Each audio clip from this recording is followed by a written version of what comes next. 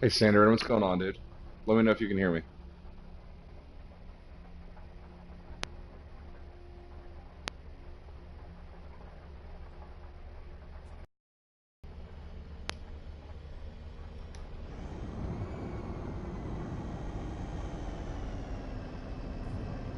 What's up, Stark Wolf?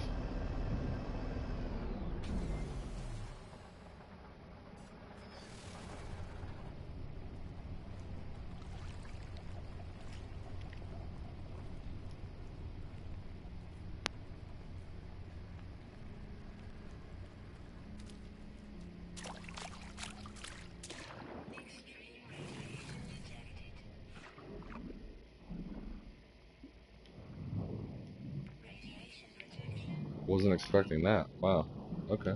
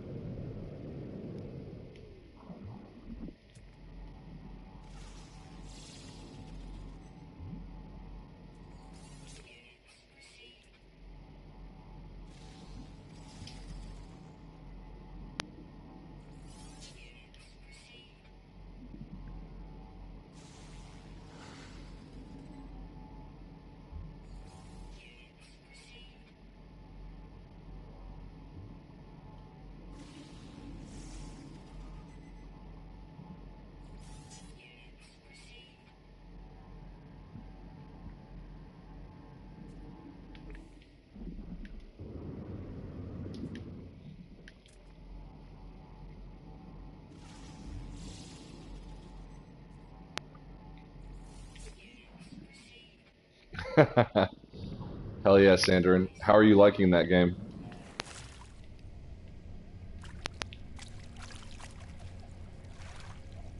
I mean, I was not expecting that hole to be there. That's pretty cool.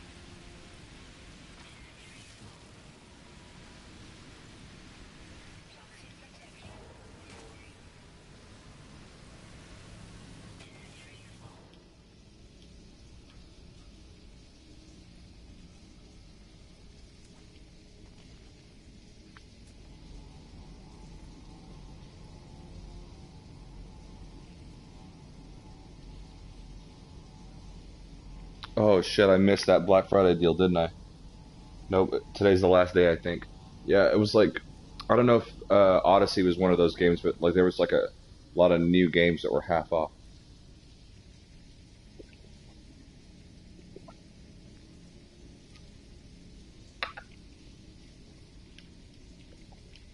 Man, those plants were messing me up, man.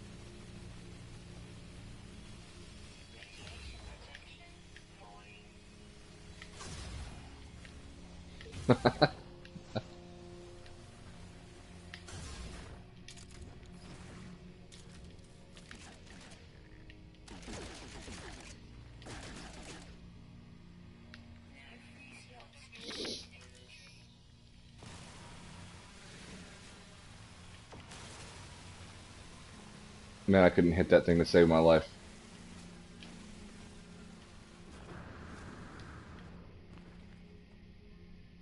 There's that weird creature I just saw.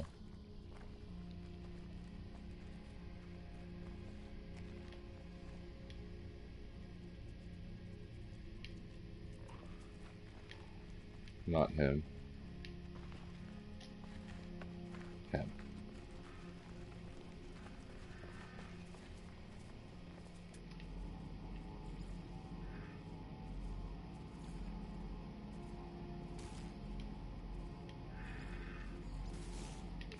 Oh shit.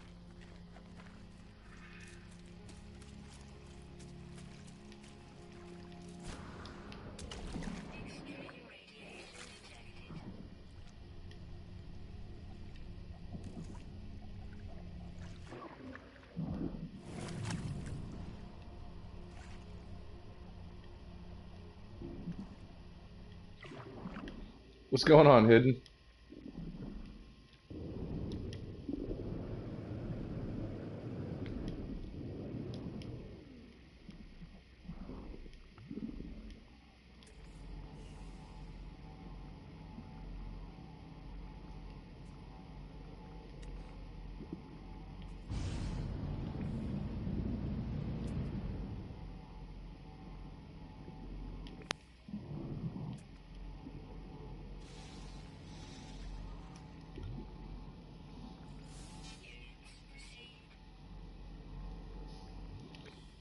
Yeah, I want to get Spider-Man to Sandarin. Like that's gonna be like I want 3 games I want right now: Assassin's Creed Odyssey, Spider-Man, and Red Dead 2.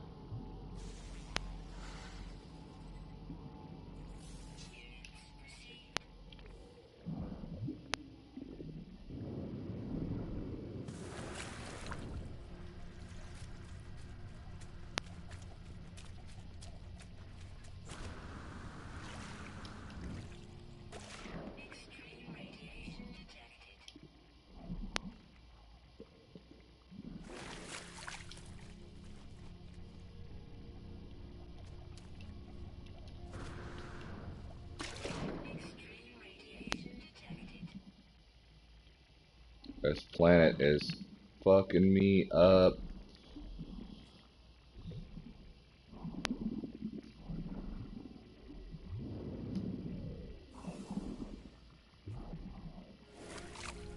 Oh, really, Hidden? Damn.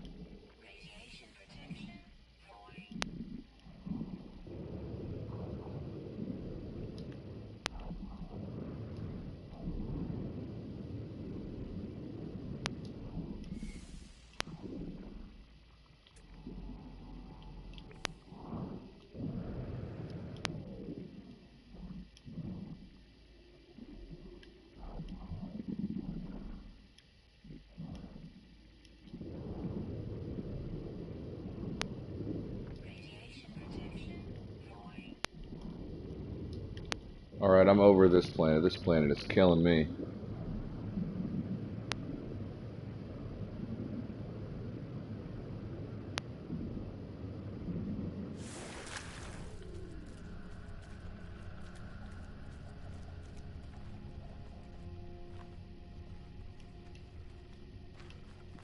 Dang, bro.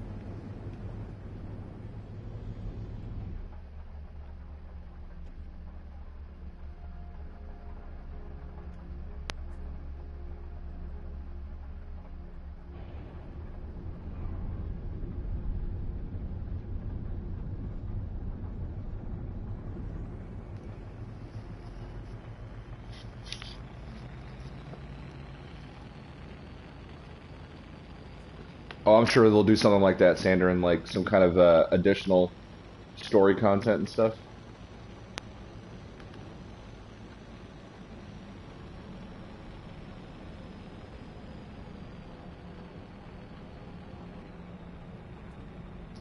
It looks like they really improved the appearance of the clouds from high altitude.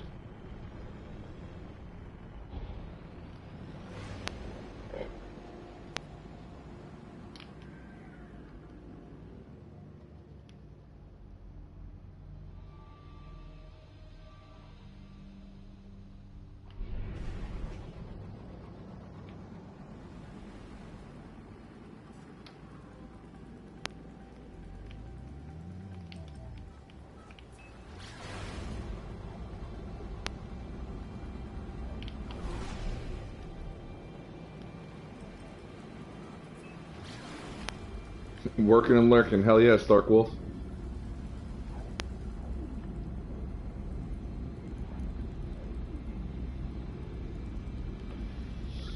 Yeah, Hidden, I don't get people, man. I actually feel really bad for them if like you take time out of your day to like go to somebody's stream, like talk shit and hate on them. Like you're either lonely or a piece of shit.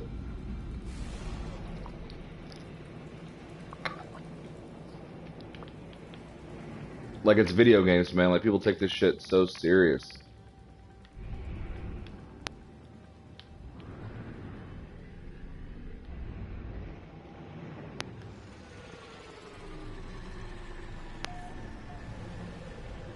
What's going on? You are Godsmack. Thanks for stopping by, dude.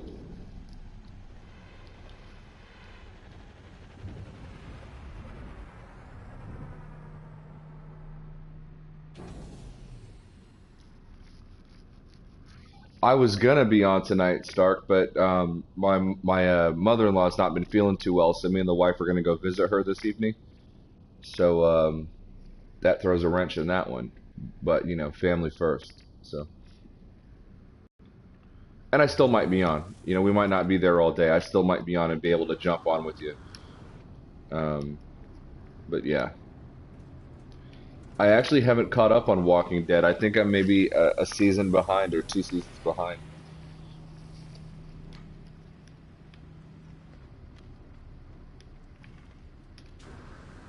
I don't really like the whole zombie thing. Um, the zombie culture is not really my thing, but the show is so good and so well acted and everything that like it's compelling just on its own merits.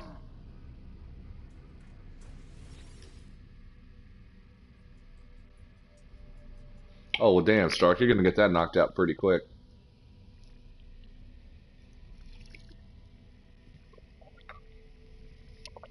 So, Sandra, in this new update, I know you're into it. The new color palettes and everything. There's a lot of people complaining that it ruined their planet or their bases or you know like whatever, like it ruined things. Which obviously I understand. If you were on a tropical planet that's now like a brown fucking, you know, excuse my language, you know, it's like brown and shitty or whatever. Like what happened with some of Lily Hop's properties in the Cafe 42. It's definitely understandable, but overall, this is good for the game. I mean, just the color palettes. Me and Hidden, exactly, Sandra, and me too. Me and Hidden had one of the most fun moments of exploration when it dropped. We literally, it was like when we first met and played No Man's Sky together. And that was before there was even multiplayer. I'm talking like Pathfinder, where we were just talking in a party chat and exploring and talking to each other about what we've seen. But this time we got to experience it together with the new color palettes and everything else. Things felt really, really alien, like really alien. It was interesting to walk around. It was interesting to go swimming, like. And I'll take you guys to the planet here in a second that we were on. But it was. It used to be a black and white monochromatic planet, and now it's something very different.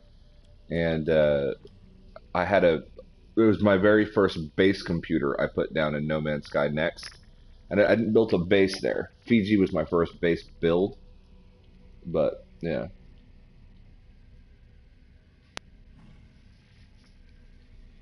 Hidden, I could not have said that better myself, man. 100% like accuracy on that, dude.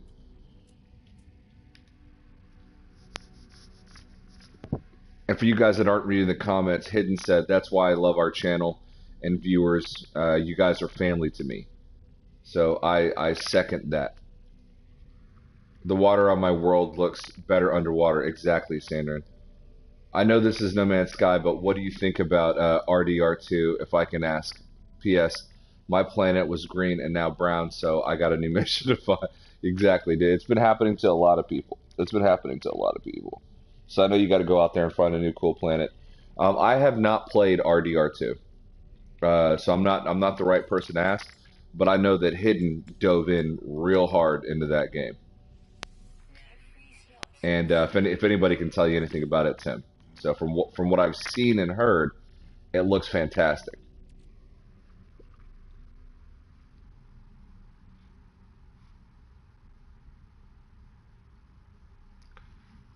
What can I drop? What am I unnecessarily carrying around?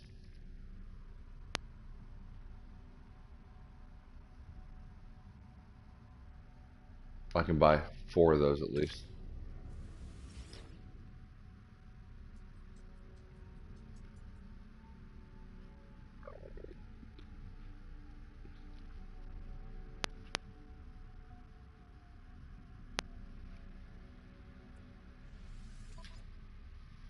One second, guys. Getting a phone call.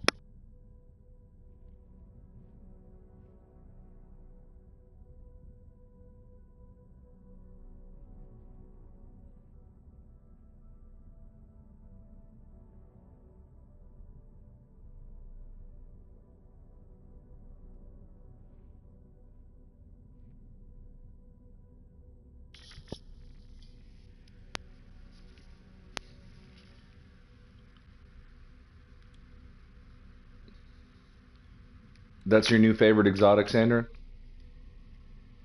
Or you talking? Well, there was a few planets they showcased. One of which was purple. Which one are you talking about specifically?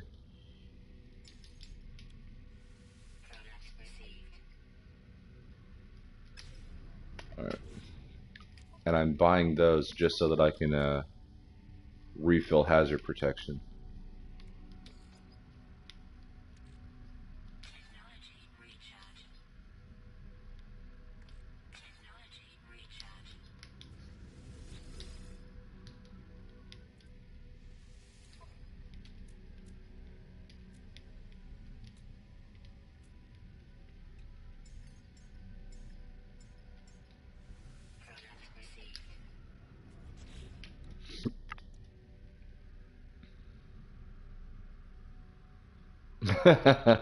Hell yeah, Hidden. I'm down. I'm down for that.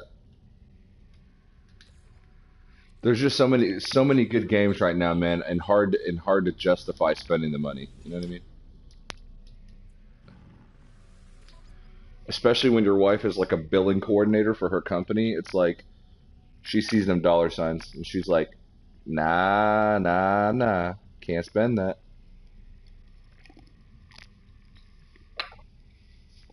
And then of course I'm like, but honey,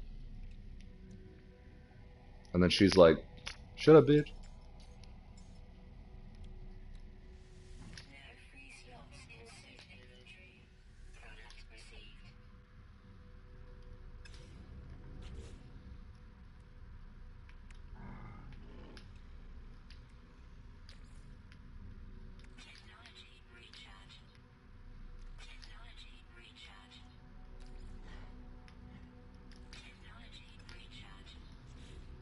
All right, I gotta be able to drop something. That is taking too long.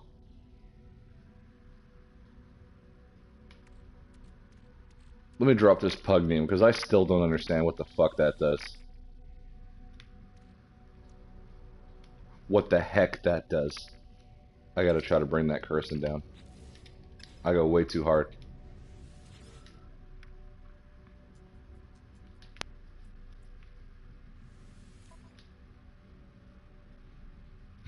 Damn, I think faster than I type.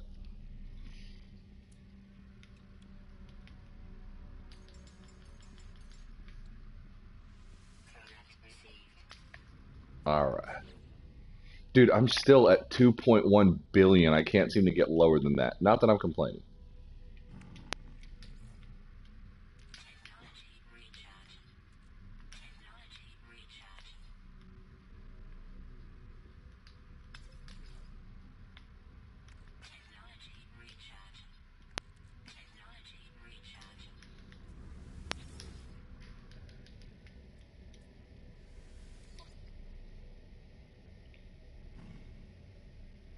Oh, dude, wait till you see the planet I'm about to go to, dude. If you like that planet, Sandern, that you're talking about, wait till you see. Oh my God, me now. It's subjective. You might hate it, but me and Hidden loved this planet. Loved it.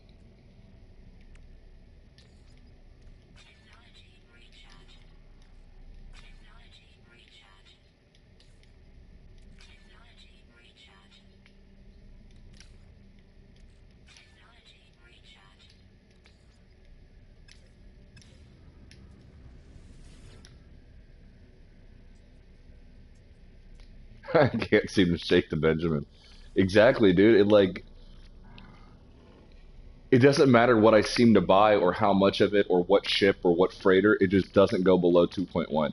I think there's a glitch in the game where like Hello Games is like, if you made that much money fair and square, we're just not gonna we're not gonna actually deduct anything when you when you spend money. Or maybe that's just such a high amount that I don't have a concept for like spending it. You know what I mean? You know, being that I'm a pleb and all.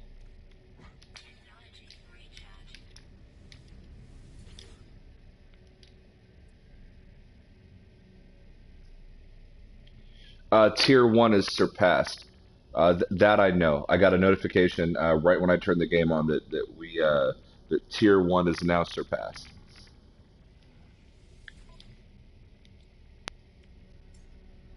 Now I have been told by somebody in the Free Delta community on Amino um, that uh, if you turn the internet off on your PlayStation,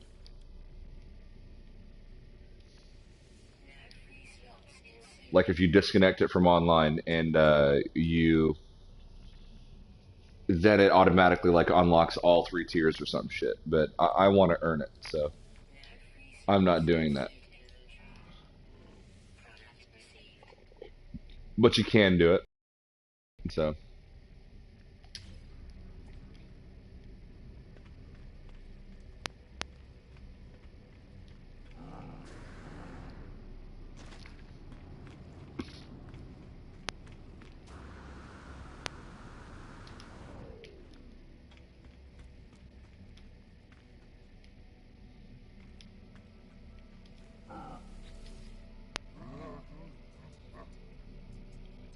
grah.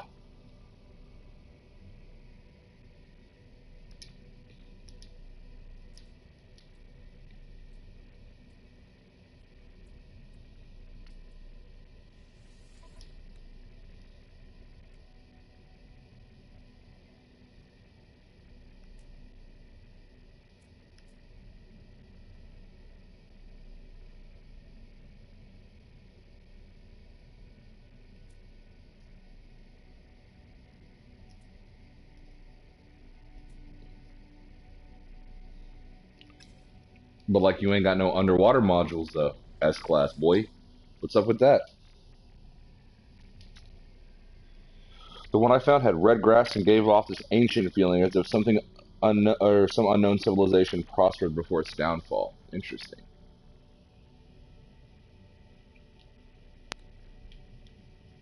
Emergency life support system.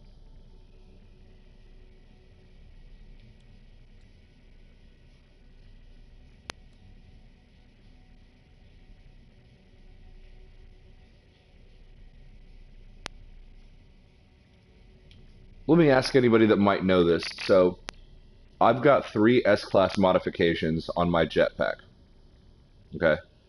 If I add efficient water jets, does it then sort of like You know how if you do more than 3 S-Class, it's way too powerful. It tells you that you can't stack that many.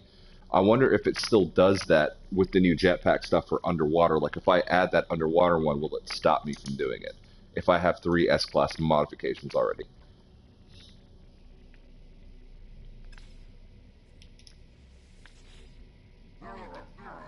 Alright, bro, calm down. That dude just went off on me real quick. Did you guys hear that? Motherfucker.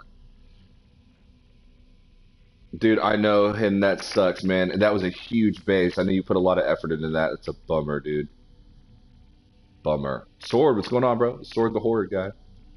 Everybody say hi.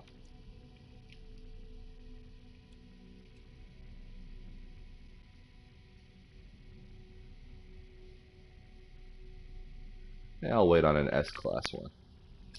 I'll wait.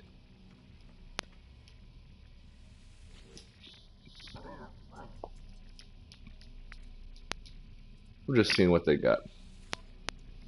Cuz Walt, what's going on, dude?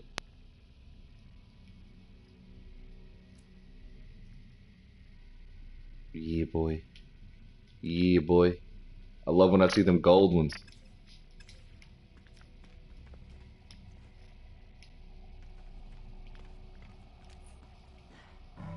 Yeah, I don't like that one.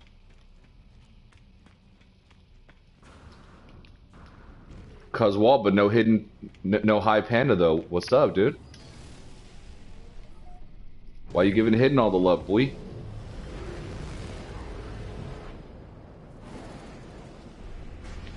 Just playing, by the way.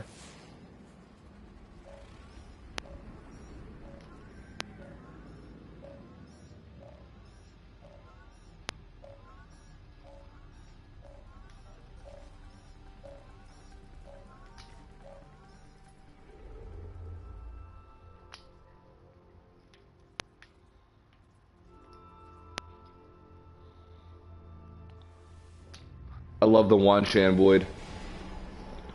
So much of the space in this region is dark, so the planets really pop out. Cause I'm hidden. Screw you, dude.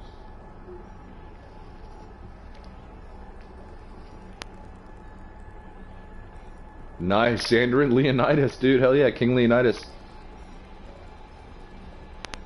Who sacrificed himself and his 300 Spartans at the Battle of Thermopylae, which is Greek for hot gates. I'm doing pretty good, Sandrin. Thank you for asking, finally. I was getting a little jelly, bro. I was a little jelly. I was like, dude, what the fuck is he doing, man? Cuz Walt's being a bitch right now. No, I'm joking. Totally kidding. Alright, fine. I'll answer it.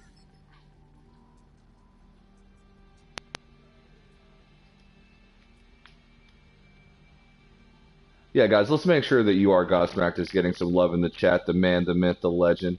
Long time No Man's Sky fan. Cobra TV collaborator. He himself, you are Godsmacked. Legend of the community.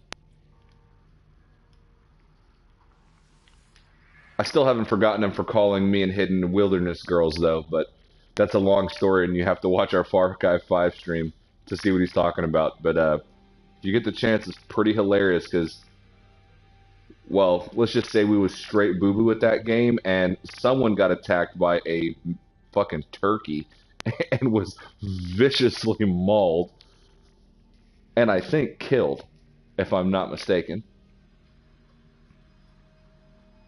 No, Hidden, no. Wilderness Girls. Sword remembers.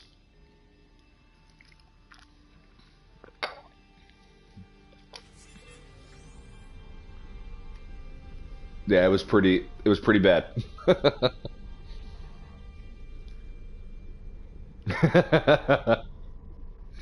Dude, no, true story. See, Sandrin, this is what I'm talking about, bro. Look at this.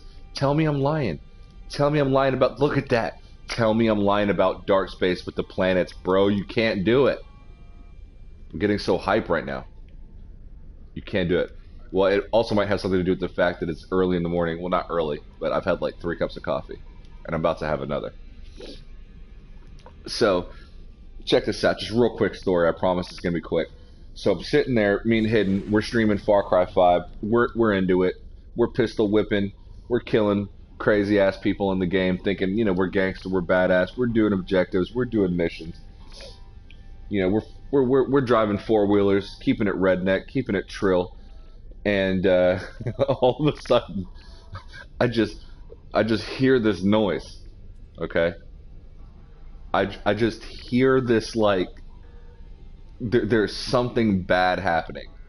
It sounded like somebody with football cleats was river dancing across a field of pigeons. And I turn around, and Hidden is being viciously attacked by a wild fucking turkey. And it's pretty cray cray. But the very first experience I had with Far Cry 5, when I didn't know how to play the game, was we're running towards a mission. We swim under the water across this part of a lake, and we get on the other side, and there's a guy standing there, and I don't know that the guy is a civilian, so I immediately think he's an enemy, and I pick up a boat oar, and I just whack him right across his face, and I just knock him clear out. And Hidden's like, "No, bro, that's a civilian. That's an innocent guy." So I was like, "Oh shit." So I felt bad for that. So then we start running up the hill. Hidden is in front of me, and this like mountain lion, like Rars, jumps out and attacks the shit out of Hidden. And I feel like every time that we play Far Cry 5, like Hidden gets viciously mauled by these animals, and I never get hit by them. So, well, anyway, let's check out this planet here for Sandarin. This planet is amazing.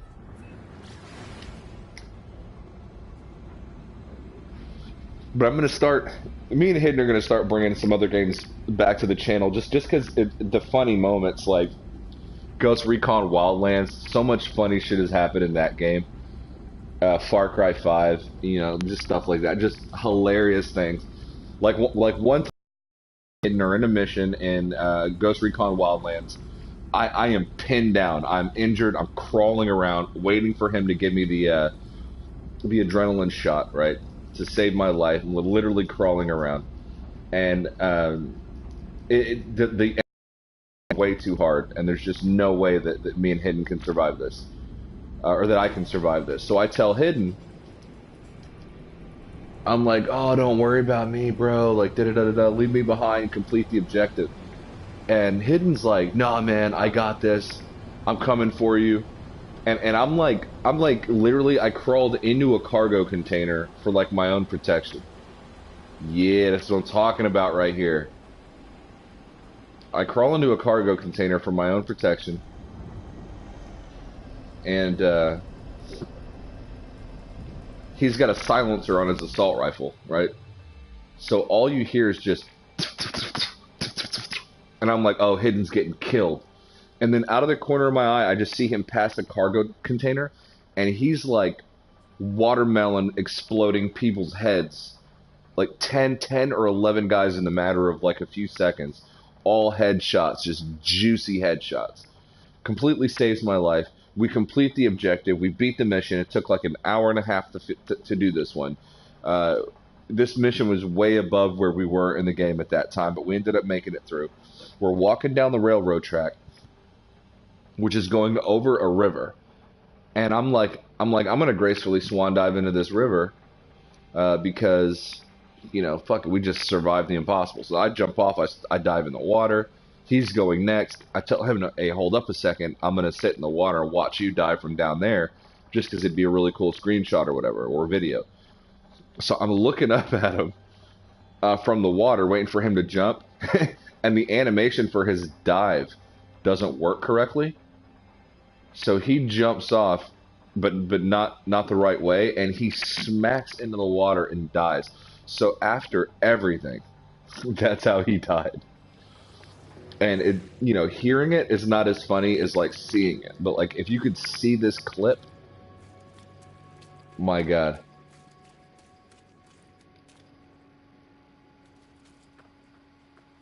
That's totally a glitch. That's just there like that. Sandarin, tell me I'm lying, bro. Tell me that's not dope.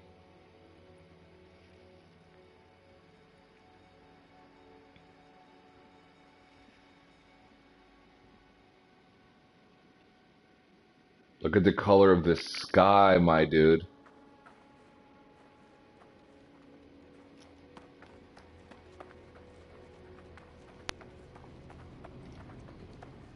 I love how the atmosphere can be so thick with haze and color now that you can actually see like crescent planets and things like that. That's dope AF. Hell yeah, dude. Peaceful Game in the chat. What's going on, Peaceful? Thanks for stopping by. I've noticed the scan grid stays up far longer since next. That's cool. I kind of like the way that looks, and it reminds me of the pre-release trailers that we saw.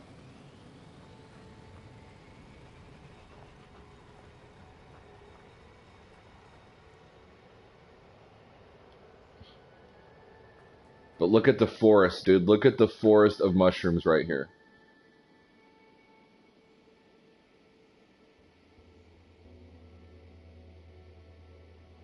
Just tons of these things.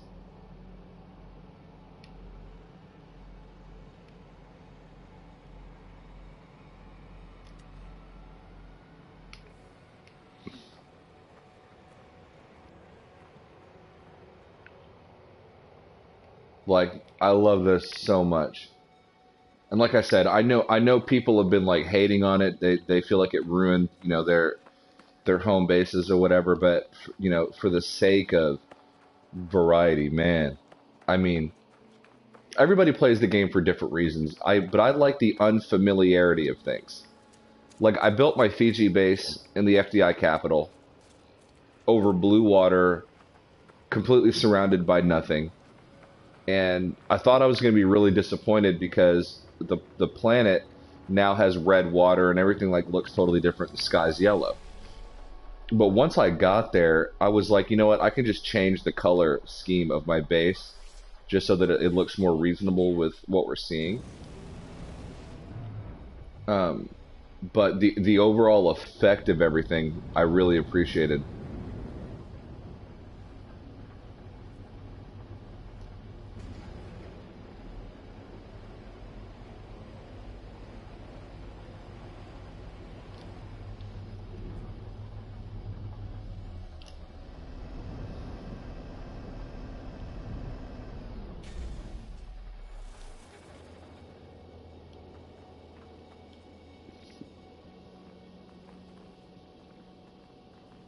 The only constant is change itself. There you go. At this point, Godsmacked, I don't even know. I didn't even know we were getting visions. That just kind of happened out of nowhere.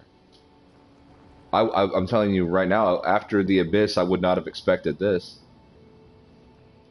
Hello Games have been blowing my mind lately because, you know, whatever people say about this game, whatever drama that there still might be, and honestly, there really isn't anymore. The game is this is a AAA game that has been taken very seriously over the last few months. Um, but you got to give it to these guys. I mean, to make it through what they made it through, to get past everything that happened, to put out Next, to put out The Abyss, to put out Visions, and they haven't stopped. And guys, it's all been free, no DLC. Once you buy the game, this is all yours. This entire universe, everything in it, all these updates, all this content, all this joy, happiness, exploration, discovery, it's all yours. And I'll tell you this, whatever comes after Visions, we'll probably enjoy it. You know? I think that right now that they've got multiplayer functioning really well and that it's stable, that players can sort of coexist and spend time together in the same space. I think they're probably going to focus on variety, which is something that MZK has been talking about for a long time, is that like that's what we're missing. That's what we need to work on now. Now that we have the foundation, the components, the shell of what this game is to be and is to look like, I think that variation is going to be big. And hopefully Hello Games is hiring additional artists and working with additional artists to create more sort of not just procedural components to the game, but pre-baked ones, really sort of high fidelity great looking creatures and animals with complex, behaviors and things like that. And to be fair, the behaviors are with the migrating animals and the herd mechanics and everything else are much better than they used to be. But yeah, I mean the game just it just looks incredible.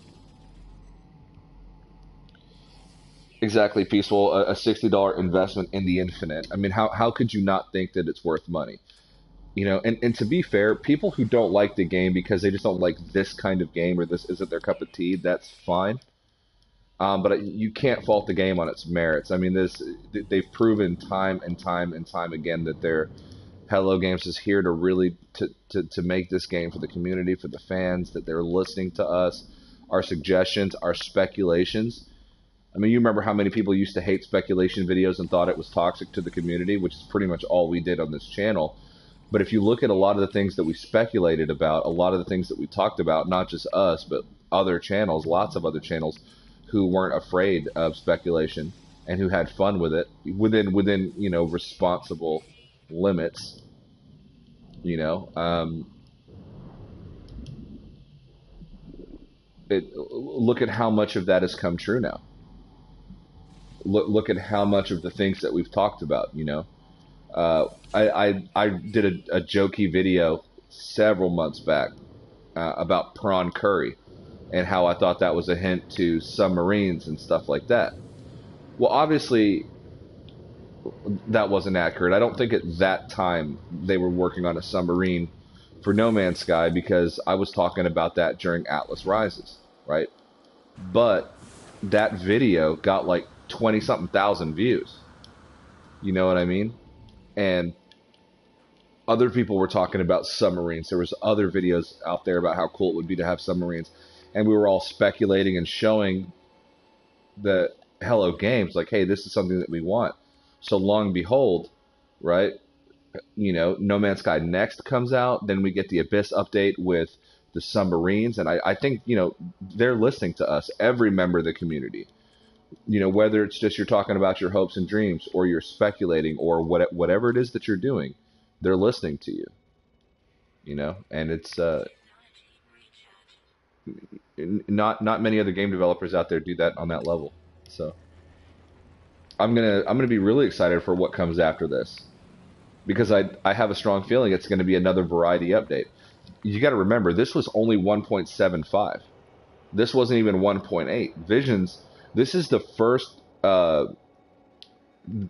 named update that wasn't a whole number.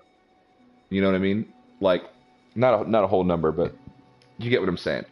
Every major update's been like 1.1, 1.2, 1.3, 1.4, 1.5, 1. This is the first time where it's been like 1.75 and it's a named update. So to me that is an indicator that that they viewed this update as sort of like a small one. Even Sean Murray jokingly said this was originally going to be a small update, but we accidentally packed a lot of shit into it, right? But he still left at 1.75. He didn't name it 1.8. So they've got 1.8 coming that's going to introduce even more stuff. So I think that we're going to get more color palettes. We're going to get more weather phenomena. We're going to get more flora and fauna. I think that the next upgrade is going to be very heavily variety based. Yes, I am doing a party sword. Would you like me to invite you to it? Because I would. My nipples would get so hard right now if you were to come on this party chat. Hold up. I can't take another ARG? Dude, I love the ARG. I loved it. So you are Godsmack says Cobra was saying that they were working on a list or something. The list that I think they're knocking every item on that list out. Me and Hidden speculated that as soon as that list came out, and it looks like a lot of people are also sort of having similar thoughts that they're going to knock all that out. Sandrin says, what I hate about the current events is that people are trying to defend Fallout 76. I hate that people are defending a clear cash grab, but will shit on a game and team like this. To be fair, Sander, and I think it's really complicated. I think that a lot of people in their mind, and they're responsible for this in a way, because when you talk to like me and Hidden, for example, we kept our expectations metered, and both of us were. Oh, this is the first rainstorm I've seen on this planet. Uh, wow. Okay, that is just blowing my mind. The way that it looks right now while it's raining, the color shift. That was just too fucking cool. The sky literally went pink.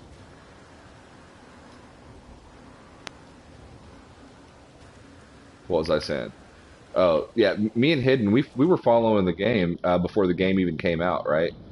And we knew that a lot of people were saying a lot of things, and Hello Games was saying a lot of things. But what I will tell you is that every time they showcased the game, it was something different. It was a different feature, a different look, a different type of art style. The game was different every time they showcased it. So I started to kind of see that like this game is growing. It's still in development. They're probably going to postpone the launch, or they're probably going to set this back. This is really changing, and they released it unfinished. If we're being honest, but I think that a lot of people were taking everything that Hello Games said seriously instead of with a grain of salt. They were on the forums reading about leaks and this and that and what people were saying, and they started to develop an image of this game in their own mind. And this game, the game they envisioned, was the perfect game for them. And when the game came out, it wasn't what they created in their mind, and so they were disappointed. And I think that most of the people that were unhappy with the launch game should hold themselves accountable from the standpoint of Hello Games is a development company, and their job is to sell a game. They make games and they sell games. They have to get people interested to buy the games. It's sort of like a movie trailer. The movie trailer the movies a lot of the time rarely recreates the feeling you get from the trailer. Okay, because the trailer's job is to get you invested in buying the movie or going to see the movie, right? So anytime that you see these gameplay trailers or these E3, demos and all this other kind of stuff, if you're over the age of 15 and you're not taking these things with a grain of salt, you should start, because you're going to be really disappointed. I have not experienced a game to this day yet that has come out exactly like what we saw in the trailer. Whether it was Ghost Recon Wildlands, which I thought was going to, you know, be a game changer. It was a great game, but so the I guess what I'm getting at is the game that came out when it came out for me was a perfect game. From a childhood of pretending to be an astronaut, envisioning and pretending I'm somewhere else, being interested in sci-fi, reading books about the universe, right? I've never seen a game like this. The ability to travel openly between planet to planet, whatever, seamlessly without load screens. So the game that came out, I was happy with, and I knew that eventually that the features that they discussed that they were going to add. And there was a lot of things, not to rehash it, and I'm not going to get into it, leading up to the release of the game, um, that they talked about, that they were hoping to add after the launch, that not everything was going to be there and all that other kind of stuff. So me and Hidden, we half expected it wasn't going to be complete. It came out, we liked what we got, we knew that more was coming, and we kept playing. But a lot of people, that they created the game in their mind, and the game that they played was not that game, and they were burned by that, which is completely understandable. That doesn't make it Hello Games' fault or responsibility, but anyway. But to see this company stick by this game for so long, is amazing, despite everything, the backlash, the media, the lawsuits. Look at how beautiful it looks underwater on this planet. I know that was like a hard segue, but I love Hello Games. I really do. I say this a lot on Twitter.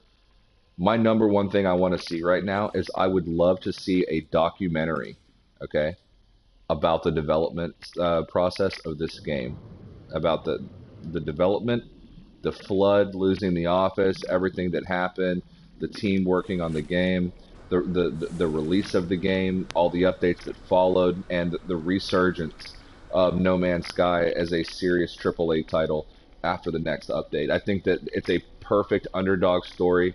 I think it would make a great documentary. and they did the impossible. They released a game which sank to the bottom of the universe, and they elevated it to this status.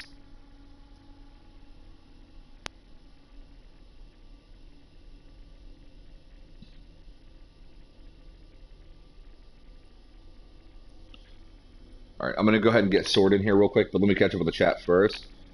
Oh my god, I can't even imagine 2.0. Thunder Humping Turtle Duck Interloper, for those that don't know, is a gangster, but we're just going to call him Turtle Duck for short. I agree, bro. I think we'll be getting more variety for sure.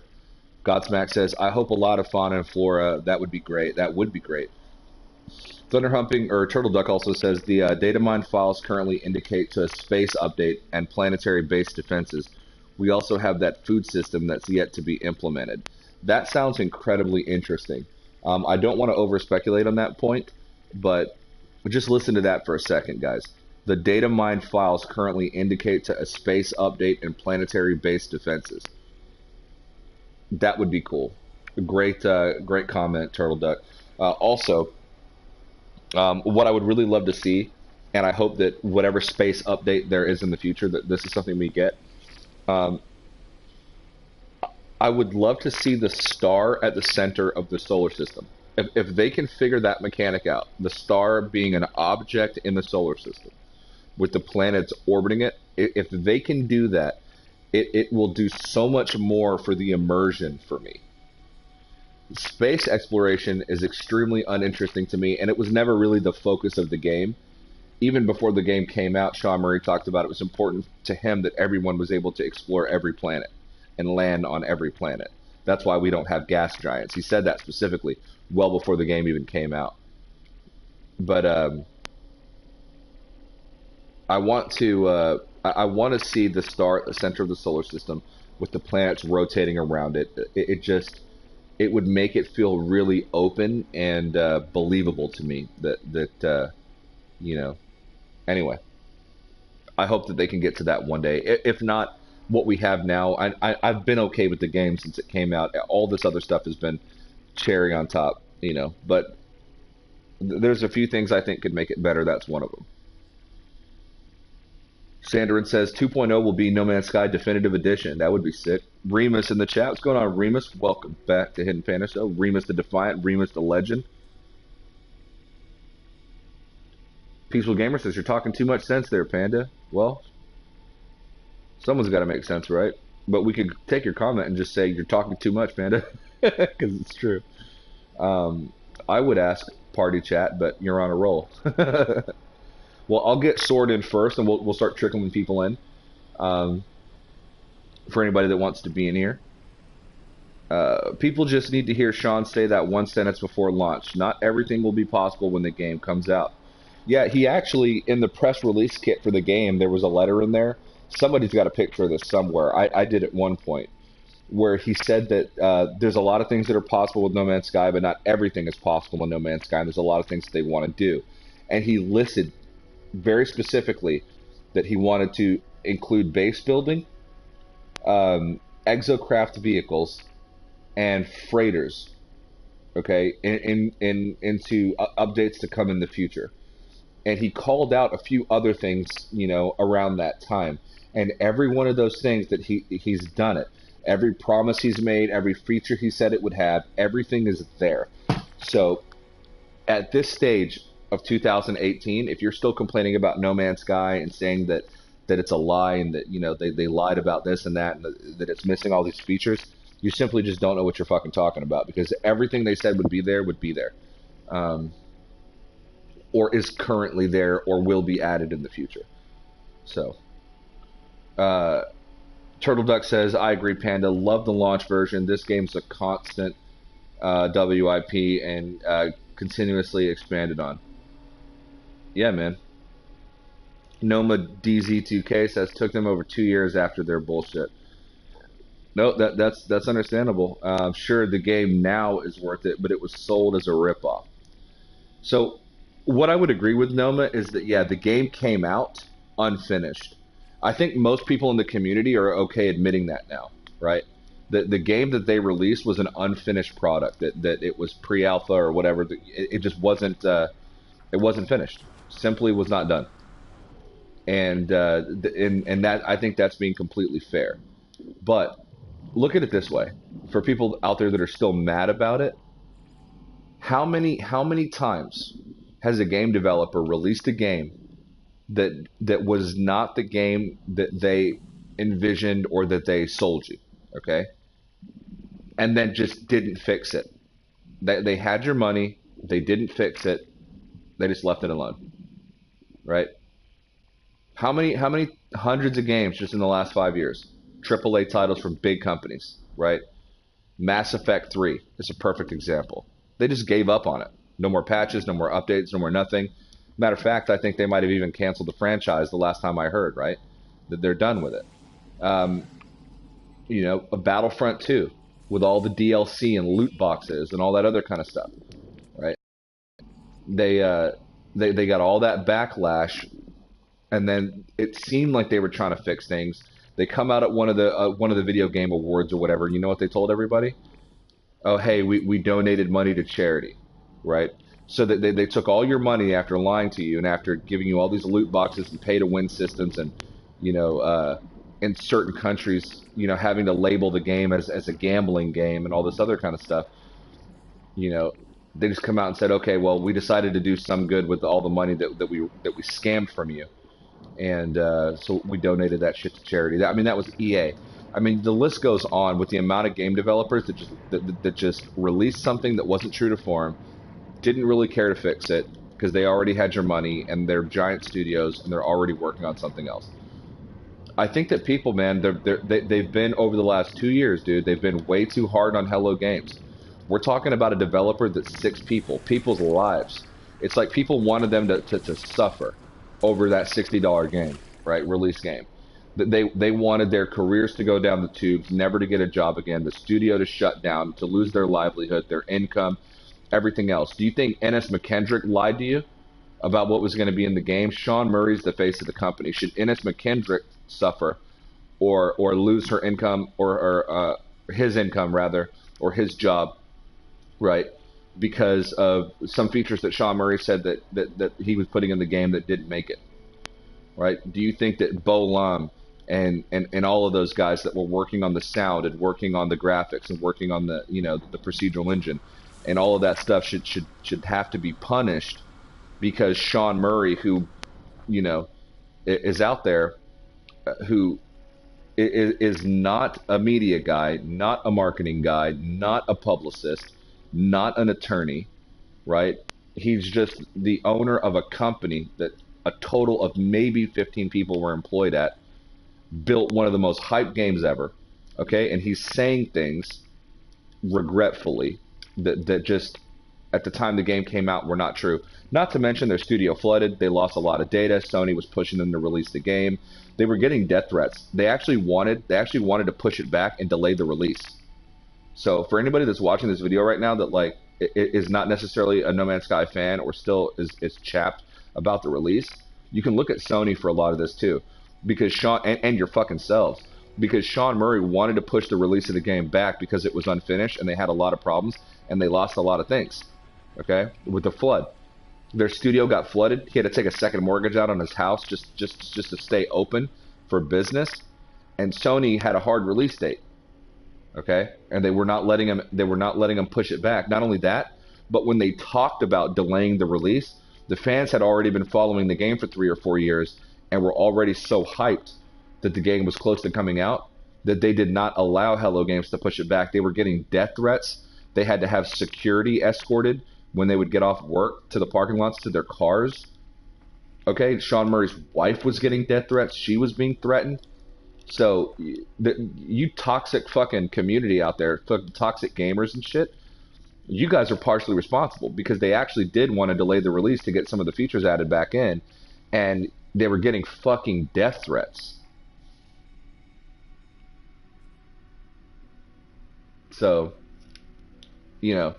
there's a lot of things that went into that, and check this out, for people that still hate how the game came out and think that they were scammed and it was a ripoff. whether your opinion on, no matter what your opinion on that is, unlike any other game developer in the history of gaming, with everything that was going on, with everything that was being said, with all the hate that they were receiving, with the no and all the publications out there talking shit about the game, everybody hating on them, fans turning against them, people, being toxic, negative reviews, everything else. You know what the fuck they did? Sean Murray and his like 90-foot testicles just stayed in his studio developing the game and worked on it and continued to release update after update free. Release game after game update after game update free. Patched it free. And you know what else? The game that we have now is so far and above and beyond the game that they promised that at this point, all the negative stuff about No Man's Sky can fade into oblivion and those people can shut the fuck up. Because at the end of the day, like 80% of the things that we have in the game now weren't even part of the original vision. There's still people that are clinging to E3. I would never trade this game for what I saw at E3. Because here's what I mean. At E3, I never saw multiplayer. I never saw player models. I never saw another traveler running around. I never saw third-person perspective. I never saw exocraft. I never saw submarines. I never saw base building. Okay? I never saw fireworks. Character customization. Okay? Exocraft customization. Modifications that you can add. An economy system. Player trading. Okay? I never saw any of those things. So anybody that's still shitting on Hello Games, still shitting on No Man's Sky, 2.5 years after the fucking shit came out, talking about, oh, well, it wasn't a game that was promised and everything else. Yeah, you're fucking right. It's a much better game. It's a much better game that was promised. Noma, you're right. Players met each other on release in two completely different instances, and it was an embarrassing moment for Hello Games, and one that taught them a lesson. Right? They weren't expecting that. They thought with the 18 quintillion planets and pitching everybody off in different parts of the universe, that the likelihood that with no access to each other, that the likelihood that people would run into each other was so low. I think that they were banking on the fact that they could do that, and under the scenes or behind the scenes start adding in the features that they talked about, because players, they didn't think that players would actually run into each other. And within 24 hours of the game releasing, they did. Okay? And the players ran into each other, and guess what? They weren't fucking there. No player model, no body, nothing. Right? It was nighttime for one player, daytime for another. I'm telling you, it was an embarrassing moment. I don't think anybody denies that, bro. I don't think anybody denies that. Right? So, the hardest fan, No Man's Sky fan, can admit the game that came out was an unfinished product. No matter how much for us it was a good game, no matter how much for us we loved it, right? What they said versus what came out didn't line up in every single aspect. But I say again,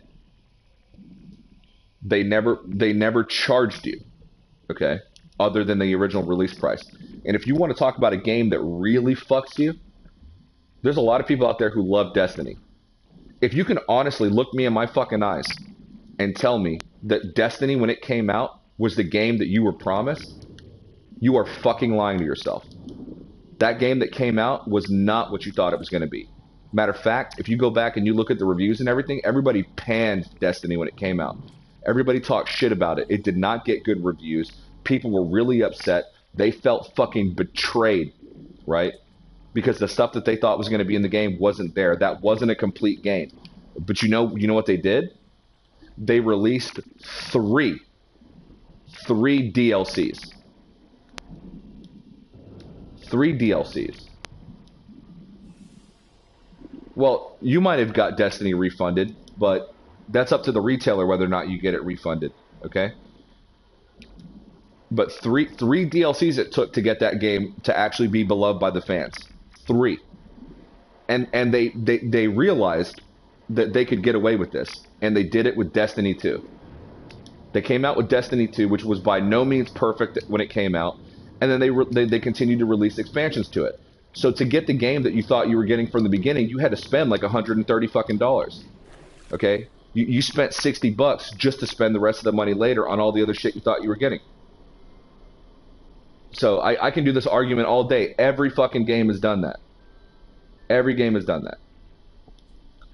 You know? Whether it's a pay-to-win system, whether it's subscription-based, whether, like, Grand Theft Auto 5 Online, everybody loves that shit, right? But you got to buy shark cards, right? Well, you don't have to. You can. But every game has DLC. They're charging you something. It's a huge... it's a money dump. It's all a money dump. All of it, right? You are throwing your money at it. And they continue to charge you and charge you and charge you and charge you. And if you don't believe me, dude, these game companies, they know this when they release these games. Games, if you take into consideration inflation, and you look at what games have costed since the 1990s or early 2000s, okay, and the cost and what it takes to make some of these AAA titles, the cost of developing the game, games should be more expensive. But the community, the gaming community, has a breaking point. They're not willing to spend a certain amount of money on a game. Okay? So sort of like financing, where you can break up the purchase over time, that is sort of what the game companies are doing to you now. Because you've got a studio of hundreds of people that are building a game, and they all have to get paid, feed their families, pay their bonuses, get their medical benefits, and everything else, but you don't want to pay more than fucking $59.99 for a game. So because of that, that's how they make extra money. That is why DLC exists. DLC exists because games should technically cost more money. If you adjust for inflation, the cost of games has remained a relative constant since the last 20 years, basically. Right? So they have to make that money, and they're doing it through DLC. They're charging you, whether it's loot boxes or whatever the fuck, right? Hello Games released an unfinished game, took all that criticism right up their ass, okay? Took all that beating, took those lawsuit threats, those death threats, everything else, and they just kept working on the game. They didn't charge the players another dollar. They kept working on the game, they kept building the game, they kept developing the game, they kept enhancing it and adding features for free. Okay? You can buy the game brand new on PlayStation 4 right now for $20. You can buy it used, okay, for $10 or less. Okay? It constantly goes on sale. Steam recently had it for 50% off, you know? And people act like it's a dead game. It's not. It's got AAA play numbers. Okay, you can't look at the Steam results because PlayStation doesn't release their numbers. The only people that can view the PlayStation numbers are Hello Games and PlayStation, and those numbers are not allowed to be released. But they get AAA play numbers. Okay, Steam is not a good context. The game also got re-released on Xbox One, and it got released in China for 10-cent Wii game. And people act like it's dead. I spent 2 years people telling me No Man's Sky was dead. Guess what? It's not fucking dead. A ton of people still play. There's tons of YouTube channels dedicated to it. It's not dead. It's not dead. It was never dead. We've been here. We've all been here. We've been here for a long fucking time. And real members of the No Man's Sky fucking community, you know who you are. Because there's a lot of new channels, too, that are popping up that are just covering the game because it's hot now. They didn't like the game before. They didn't like it back in August 2016 when it came out. They didn't like it after the Foundation update. They didn't like it after the Pathfinder update. They didn't like it after Atlas Rises Next, Abyss, whatever.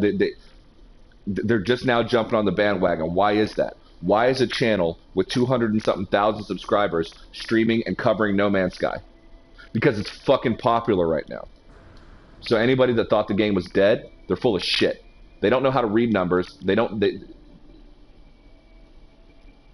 He unsank the Titanic. Sean Murray unsank the Titanic. He gave us everything we wanted and a bunch more, and didn't charge us any extra to do it. Our only requirement was that we just stuck in there. That was it. That's all Sean Murray wanted from us.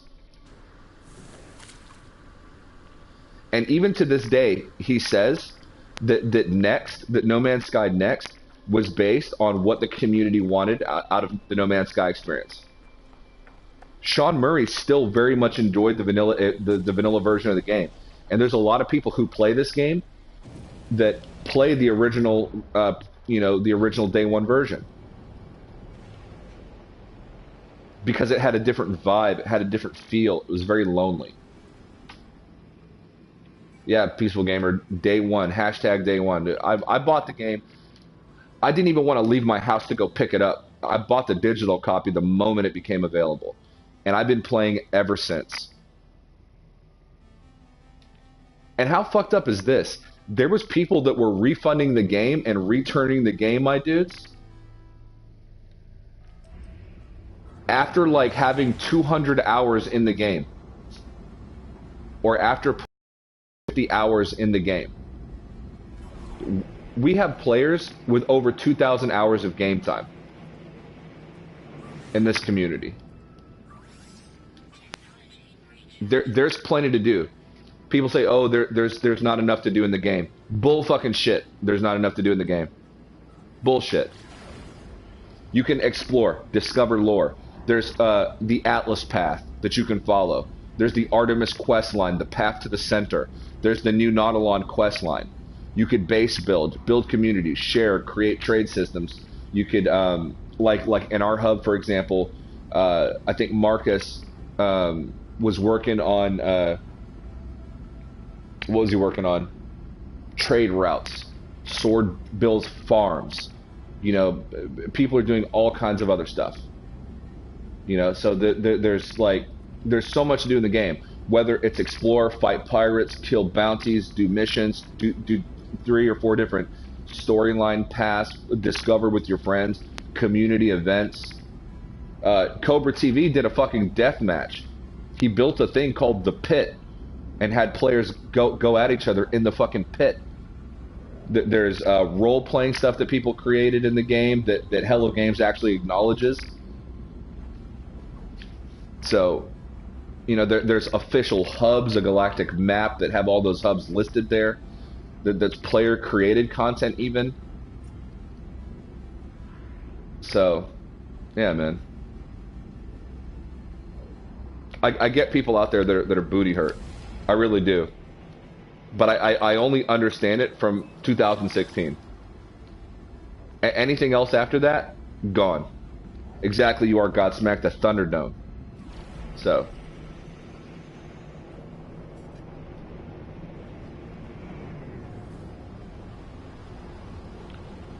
I pre-ordered the deluxe PS4 edition and the PC Explorer. Yeah. Yeah, dude.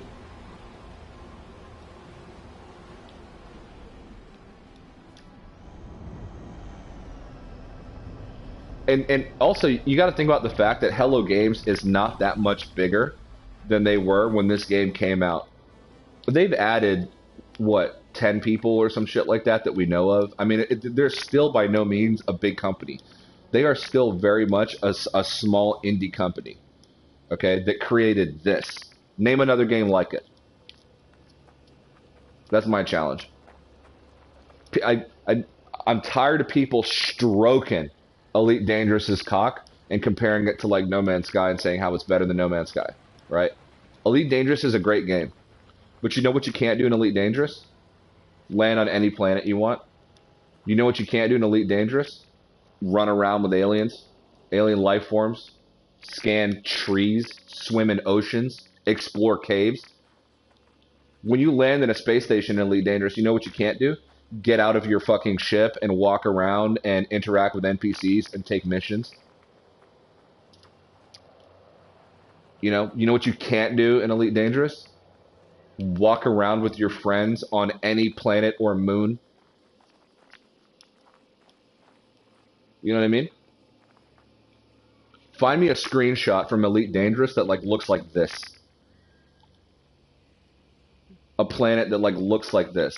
This game has so many more layers. It's so deeper. It's so much deeper. It's so much more rich. There's lots of lore. There's all kinds of different things. I mean, this game is incredible. It's incredible. If you don't like it because you don't like this type of game, space exploration survival games, fair. But if you're still bringing up E3 shit to me, if you're still bringing up 2016 shit to me, it's very clear that you haven't played No Man's Sky recently. So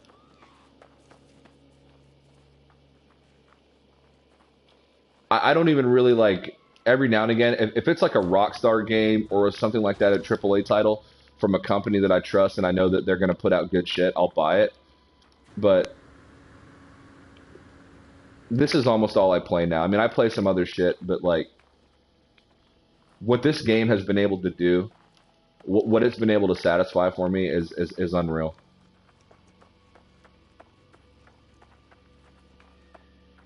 And they continue to add more. Sean Murray has been stated recently as saying that the way that he's been updating the game is how they want to do it for the foreseeable future. That it's not about money. That they've been enjoying just building the game and working on the game and giving the community new features and new things to do. Think about that. It's not about the money, right? What they're doing is that they're adding to the game and building upon the foundation of what exists to convince players to buy it. That's how they're going to make the money. They're going to make the money by making the game so fucking good you'll want to play it. Look at that. Incredible right now.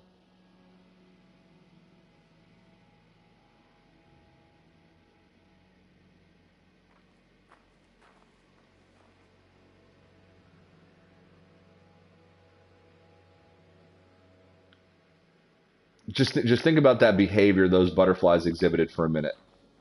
They swarmed around me, did a couple laps around my character, flew off in the distance, played with each other basically, dancing around, fluttering, and then flew off behind the hill. Creatures walking around, birds flying, plants everywhere.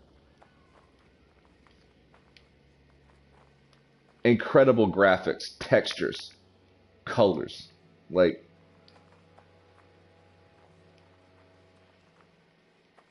plus they revamped it for the PS4 Pro and for PC. They did a lot of optimizations for it with 4K and HDR support and all that other kind of stuff. I mean, Hello Games is fucking sensational. They're incredible.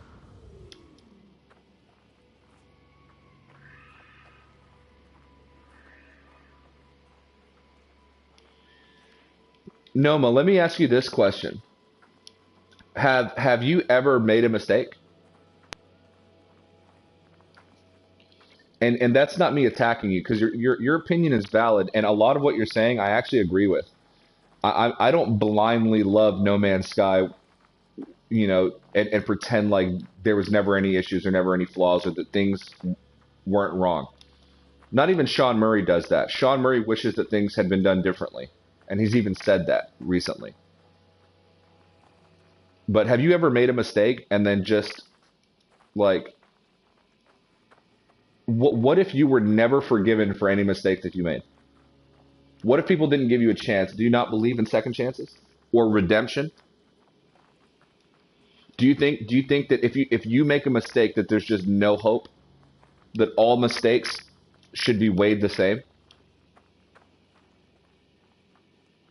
Because I'm trying to understand your worldview.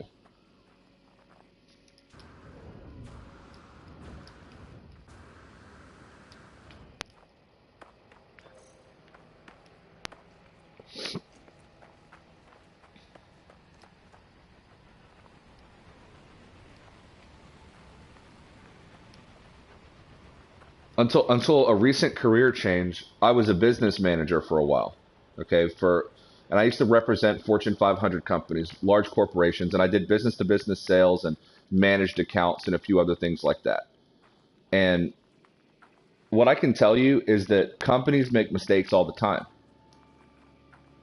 And then in the same way that they make mistakes, a lot of companies bold-faced lie to you. Okay? And I'll give you an example, and I've used this example before. And I'm not gonna go into my participation in this because it's too much info.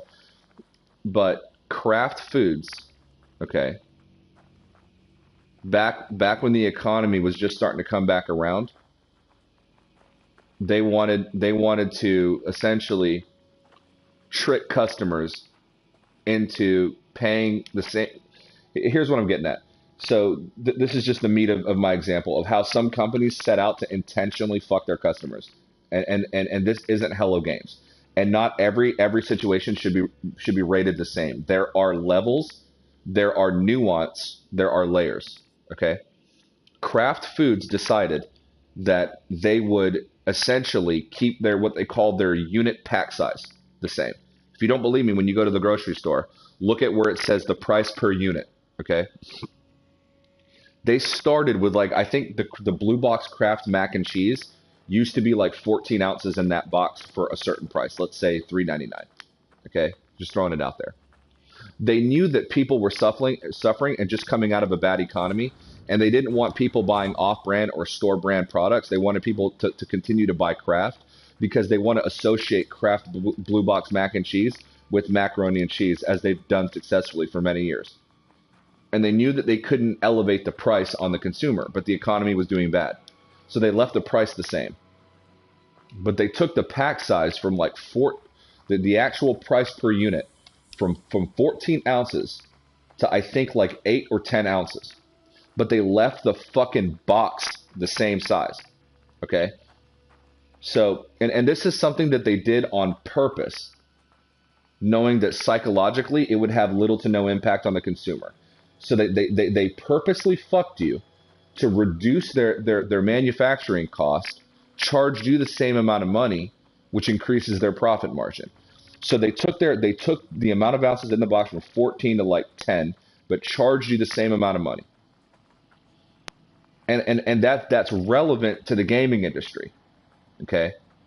On the surface, the game is $59.99. Okay? You come out, Destiny 2 drops, it's $59.99. But they know they're giving you less product. Okay? They know they're giving you less product. They could have given you more for the same price, and they had more already developed to give you. But they give you less on purpose. You pay the same $60, and then they charge you for all the other shit that really they should have included to begin with. And if you don't see that, then I'm sorry. Because I have fun. Normally I don't really fuck with the trolls, and a moderator on the chat will usually kick them out. But for me, it's kind of fun, and I like to get the point across. Okay? So despite whatever mistakes that Hello Game made with marketing the game and advertising the game and talking about features and stuff like that, unlike most companies out there, they've tried to fix them. And to just continue to punish this company for trying to err its ways and to correct its mistakes, I think it's ridiculous. You know?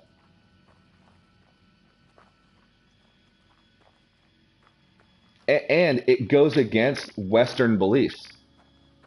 You know, a lot of people out there that are like Christian, let's say, for example, or any sort of modern religion. Your religious doctrine teaches you about forgiveness and stuff like that, and understanding and putting yourself in other people's shoes. But those same people, they take a hardline approach to life also. You know, it's like at some point we need to forgive Hello Games. Not just people in the community, just everybody. Just step outside your own shit for a moment and just look at what they've done different than the rest of the gaming community. Put 2016 aside. You know, there's not many games out there that charged you the one-time base price for the game and then worked on it for free for 2 fucking years.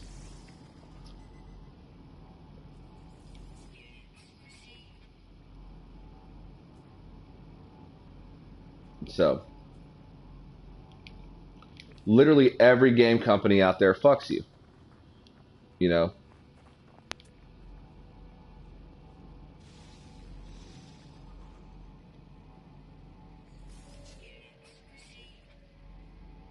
it's all about consumerism and how they can take your money.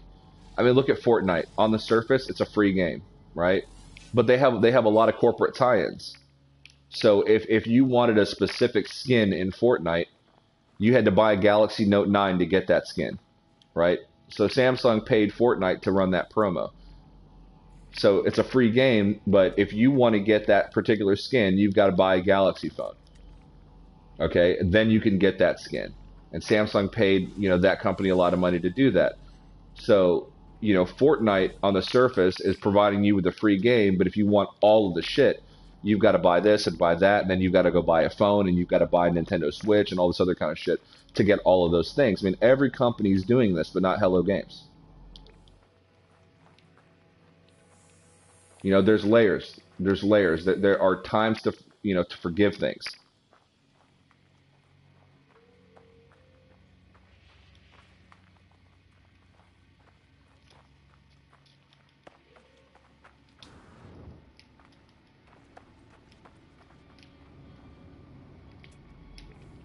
All right, I need to send that shit to Polo.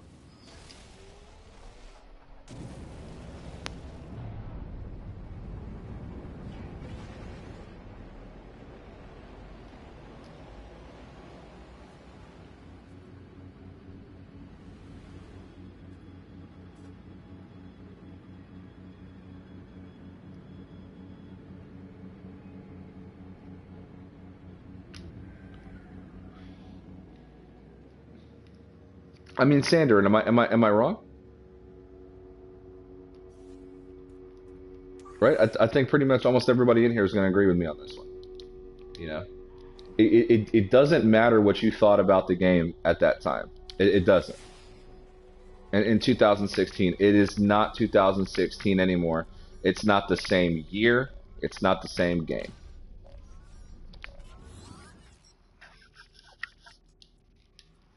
I do. Give me my Quicksilver, biatch.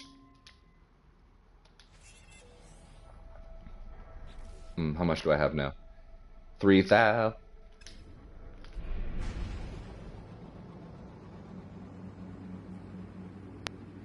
And you can't just call the anomaly anymore, right? So it's like, how do you? Well, I guess you just got to find it the old-fashioned way. I was gonna say, how do you get the anomaly to appear? By the way, Noma, when you was talking all that shit just now, I like landed on 3 different planets, like with no load screens. Just think about that shit.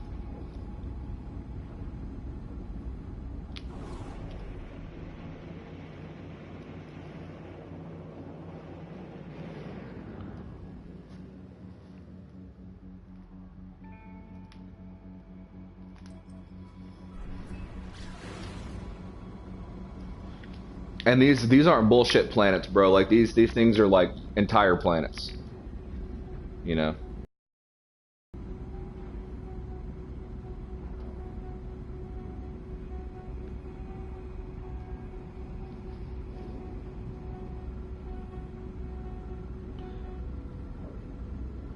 Yeah, you are Godsmack. I mean, dude, like forgive them. You know what I mean? Forgive them. Whether you like the game or not, forgive them. The game came out. People paid $60. Okay. You know what dollars got me? 18 quintillion planets. An experience that's ever changing. Friends. You know, people that I hang out with online. It got me an ARG. It got me, third person perspective, multiplayer, base building. That $60 grows. That investment continues to become smaller and smaller and smaller every time they release an update.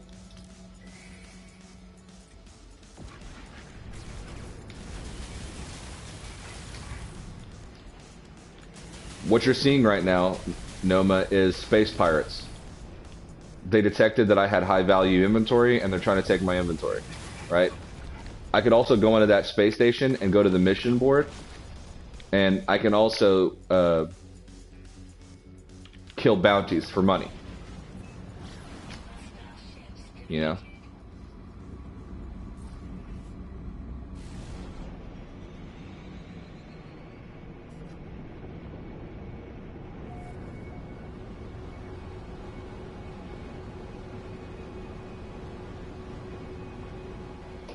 Okay, Noma. If we're talking about the lack of respect, what is your definition of respect? Just out of curiosity. What is your definition of respect?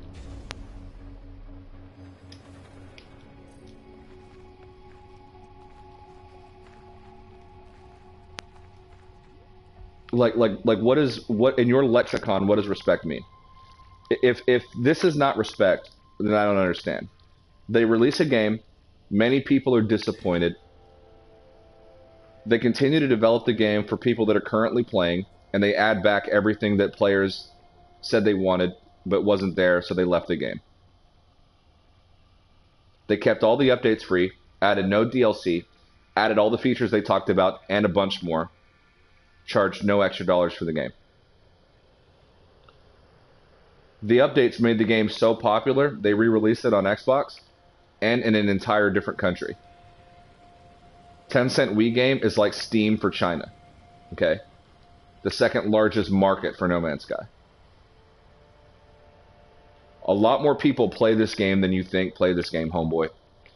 You talk of this game like people are still clinging to the negativity, but they're not, dude.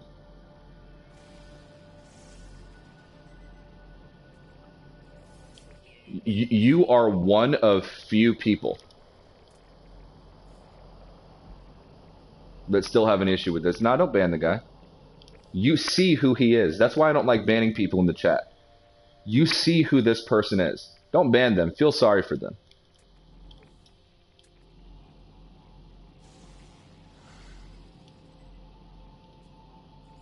You know who got over it, Noma? The No got over it. Eurogamer got over it. PC Gamer got over it. Kotaku got over it.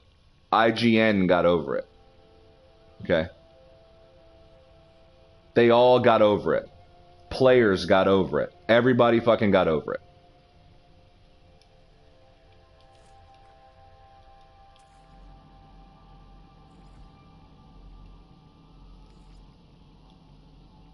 So you're that one sad dude that's still clinging on to everything.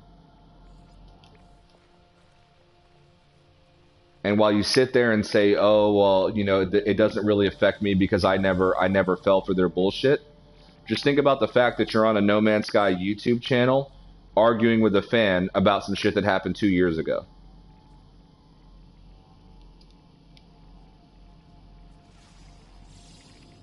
While I'm sitting here playing a gangster ass game with my gangster ass friends, having a great time.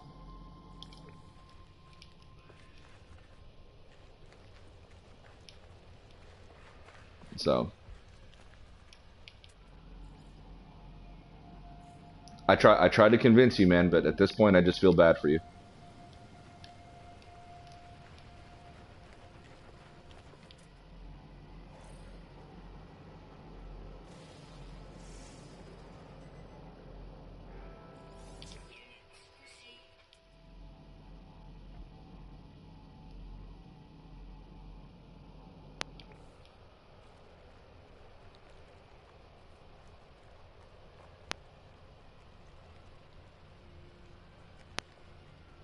Yeah, the No actually came out and apologized. And they hated that they had to do it. That John Reisinger piece of shit, his fucking penis inverted inside his body when he had to apologize.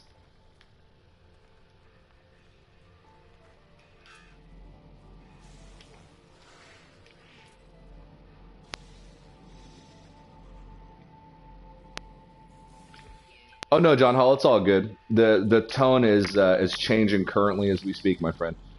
Um, I just had to. I hadn't argued with a troll in a while, so I just had to get that out the way. It's been a minute. But this time, I kept it calm. You can ask Peaceful Gamer. I kept it calm the whole time. I just ended it with saying I feel bad for the guy. That was it. It wasn't like that last time where like I went off, you know, the deep end. I tried to convince him, tried to get the guy to understand. Didn't work.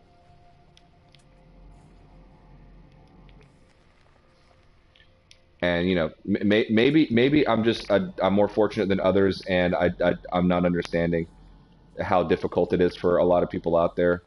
But it's $60, and if you're still burnt about that from 2 years ago, there's a lot of other things that you really should be worried about.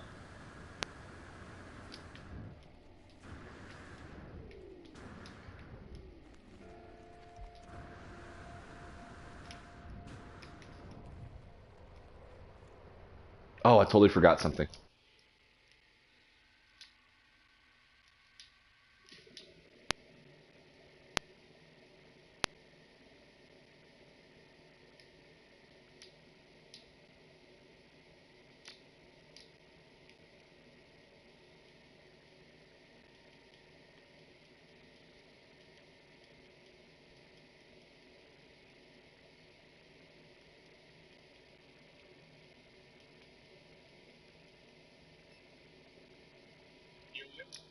What up, Sword?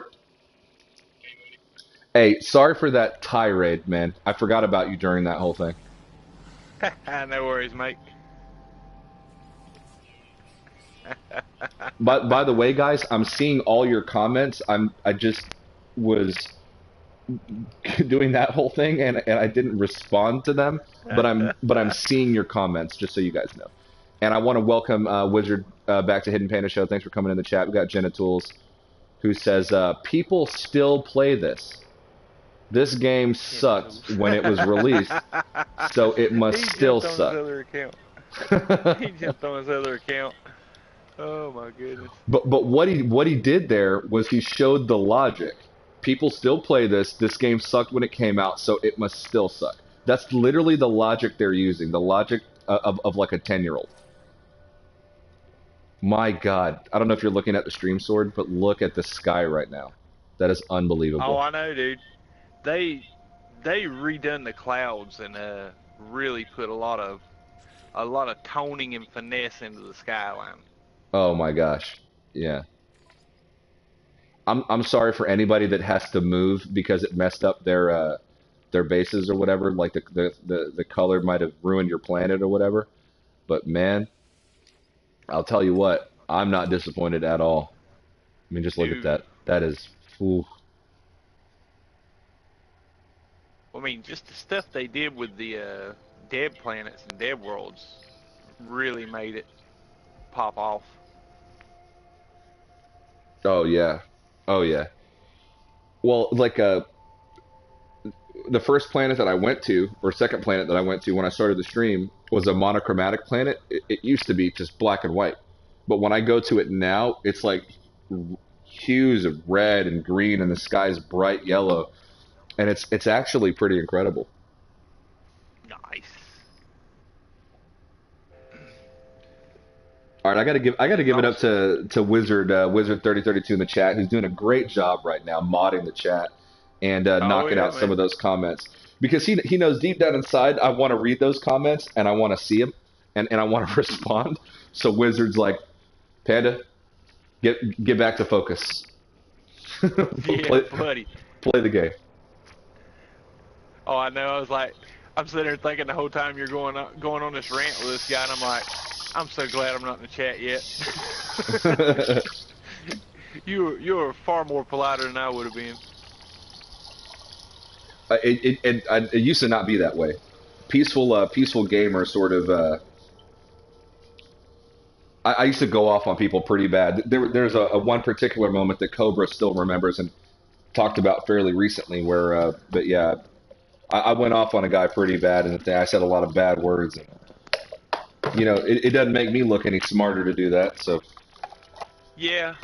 Well, I usually just troll them back. I mean, once you start pointing out the fact that they got nothing else more important in their life but to troll a YouTube channel over a game that they spent money on 2 years ago, you know, it kind of seems a little childless and pointless when you start putting it in perspective.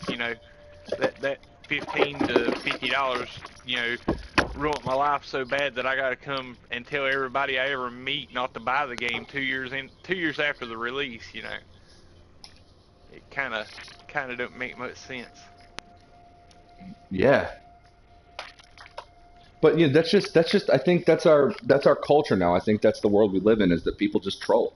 It's just that they Oh yeah. literally they literally have nothing better to do. Like no friends to hang out with.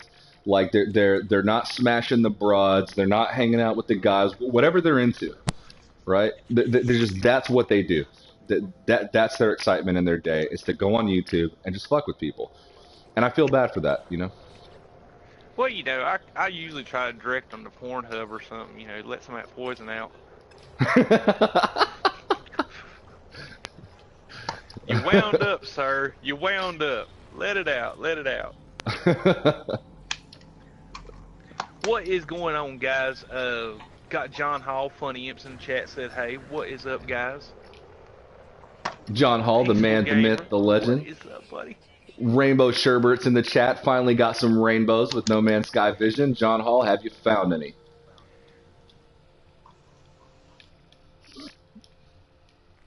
Was that Remus that just jumped in? I seen Remus hop in. What's going on, Remus? I wanted to let you finish talking, so... Oh, you're good. What was the name that you just commented under? Like Jenna Nicole or some shit like that? Oh, was genitals. Genitals, that's it. That was you, Remus? Hey guys, I just got it. I want to know if I'm really slow or if no. Yes, you are. You are. Okay. I realized that when you read the name. Like, genitals. Okay. Like genitals. I get it now. Okay. Guys, I'm really slow. I have a bad sense of humor.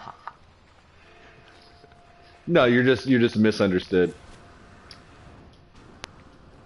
Well, I think a lot of the problem too is, and I'm not going to pick on anybody, you know, very seriously. Most of the time when you see these trolls jump in the chat, it's the reason I like having my laptop up and my computer up, or my phone and my laptop up at the same time, is when I see somebody in the chat trying to be, you know, a-holes like that, I usually go pull their channel up and see what they've been streaming or what they've been watching. And yeah, you know, when you're loaded up with Call of Duty and Fortnite and crap like that, you know, you kind of lose your argument when you don't like the multiplayer on No Man's Sky. Yeah, I mean, who plays Fortnite? Am I right, Sword? Am I right? Well, yeah, I play Fortnite. But then again, I don't bash on No Man's Sky. I realize there's a difference between the two games. You know. Yes. When we got multiplayer and PvP, I knew when we heard we was getting PvP, it was not going to be Fortnite. It wasn't going to be Call of Duty. It was going to be No Man's Sky. You know. Well, you're an idiot for not expecting that, Sword, and you should feel bad. I know. According to them. I can't remember when it was. Somebody got on and said something about the game, and I think it was me and Sim was streaming. I was like, oh my god, dude, I never realized. Let's shut this thing down and go stream some Fortnite. You know? So we just stop the stream right here because you said so. Scott Burnham says, I don't hold Fortnite against you, Sword. Wait, hey, honestly, guys, Fortnite's a fun game if you keep it in perspective.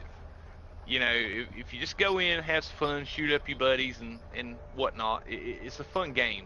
But when you go dropping, you know, like you said, dropping, you know, $60, $70 a month on DLC or extra content, you know, you more or less you got an addiction or a habit you need to deal with, not a game you're supposed to unwind on. So, John Hall says, no, I haven't had but 30 minutes playing Vision so far, no rainbows yet. Turtle Duck says, wonder if the rainbows are bugged. They're not. They occur after storms generally. So on a planet that has rainstorms, after the storms, you'll generally see rainbows. They don't seem to be random, from what I've noticed. They have a certain time they seem to appear. Peaceful Gamer says, show me your genitals. Genitals. And Funny Imps, what's going on? Welcome back to the chat, Funny Imps. Thank you for coming back to Hidden Panda Show. Says, I get it, hee hee. I'm slow too, Panda. Exactly, dude. I don't know why it took me like 15 minutes to realize what that was, but that's hilarious. I think I'm just going to start calling Remus genitals now. No, thank you. Oh my. Yeah, Cobra come in one night and tried to get me. He was on he was on the stream one night and he said, "Have you seen Mike Hunt's stream?" And I'm like, "No, I don't know." No. And it took me. I mean, people were laughing before I realized he had trolled me.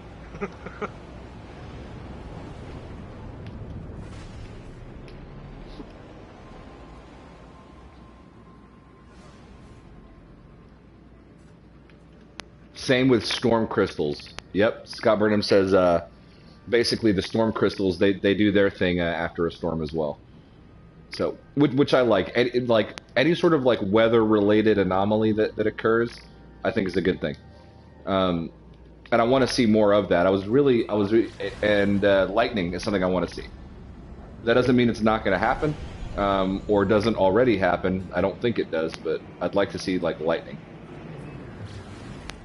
Those storm crystals have a really nice lightning animation to forming. Yep. Scott Burnham says Mike Hunt is very elusive.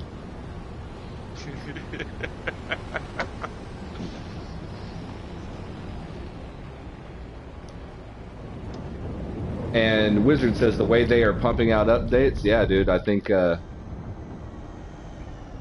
there's no telling. This game already looks so different than the original No Man's Sky. Like even Atlas Rises, like it's so far different that like in another year's time, there's no telling what this thing will look like. Oh, I know, man. It just keeps getting better. Oh, it's insane. Turtle Duck says Lightning was in the release version of the game, and Thunder up to Pathfinder, and then it was removed. I wonder why though. I don't know. I don't remember lightning. I remember flashes in the sky and thunder and then rain. I don't remember lightning though. But I could be wrong. Yeah, I think with like the flash, like the strobe flash of the freighters warping in the system. Mm-hmm. I mean, they've already got an awesome animation they can apply towards a planetary asset. They just have to add in the thunder sounds. But, I mean, I wouldn't actually have to physically see the lightning bolt if it would just like when it stormed. If it would have like that flash and the thunder in the background would be awesome. Dude, I just found a Triceratops, basically.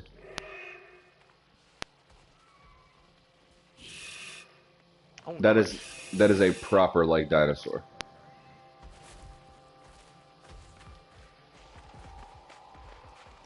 I know. I was on a Blisticola stream earlier, and he had one in there trying to troll a little bit. It's talking about dinosaurs, and I'm like, yep. I played for like 30 minutes. It's a lie. There's no dinosaurs. I played a whole 30 minutes. It's not there. If you don't see it in 15 minutes of gameplay, it's just not there. Ask anybody at GameStop, man.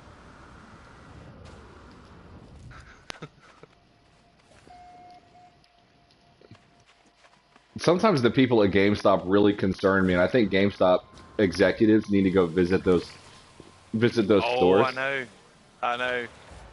Like just pretend to be customers.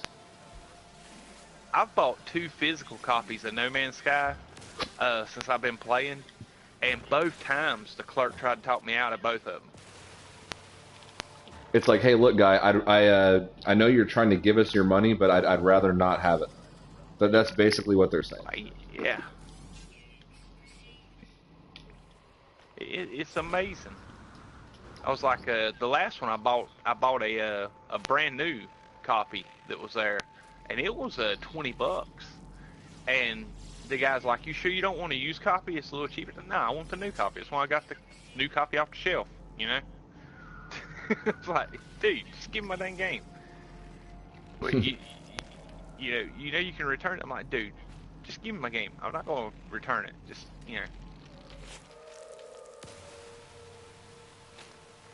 Then I had my Amino Hub hat on. I just had to turn it around where you can see my Amino emblem. Said, hey, Amino Hub represent. Get up out of here.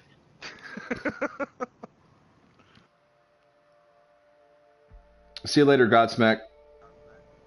Oh, cool. ZR Godsmack, man. Have a good day, sir. Peaceful Gamer says maybe saving it for some sort of weather-related update. That would be cool. How cool would it be if on like scorched planets or like really hot like desert planets that like there would be like occasionally like just fires coming from the ground.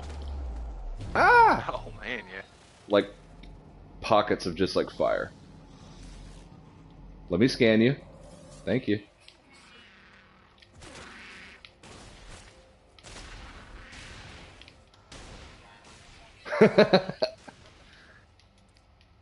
Do you think it's dead? I think it's dead. Yeah, I believe somebody's talking about working on tier 2 on the event. Yeah, I was playing a little while ago, and a notification come on that tier 1 was Complete. There's a way around that if you're not connected online, but I want to earn it. I like to earn it.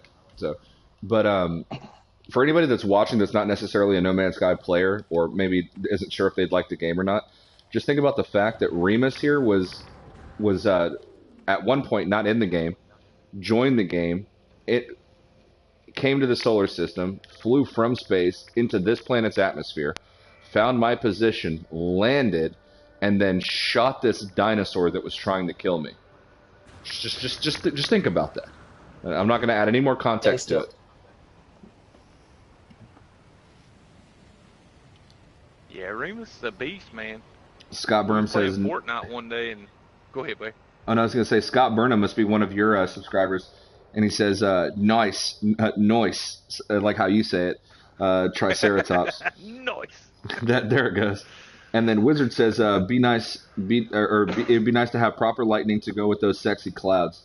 And then Funny Imp says, I hope one day to be able to recreate the original trailer with the charging rhino and dinosaurs.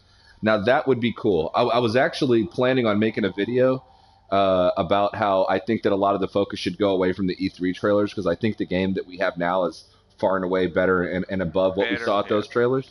And there still seems to be a focus on those trailers as like a marker for where the game should be. But there's definitely certain things in those trailers that I think would be nice in the game. The way that dinosaur charged through the trees is one of those things. Panda's long lost son says, Father, you have been playing for 353 hours straight. Please stop. Is that Remus again? Oh no. Marcus Whelan says, I just want the event to update so we can work on tier 2. Behaviors are more in depth, says J-Spot. What's going on, J-Spot? Welcome back. Guy tried to do that to me at Walmart. I told him, save it, bro. This is my third copy. There you go, Peaceful. Yeah. That's what's up. Nice. Peaceful says, digital copy day 1, PS4 copy to have 1.0 on disc, and third for my friend. Dude, I'm thinking about doing that, dude. I'm legit thinking about doing that. Like, buying the physical copy. I've been meaning to do it for a while, but I'm going to be serious about it now. I want to buy the physical copy so that when I start feeling nostalgic, I could just go back and play version 1.0. And it'll also just to kind of remind me of where the game has gone. You know, like how different it is.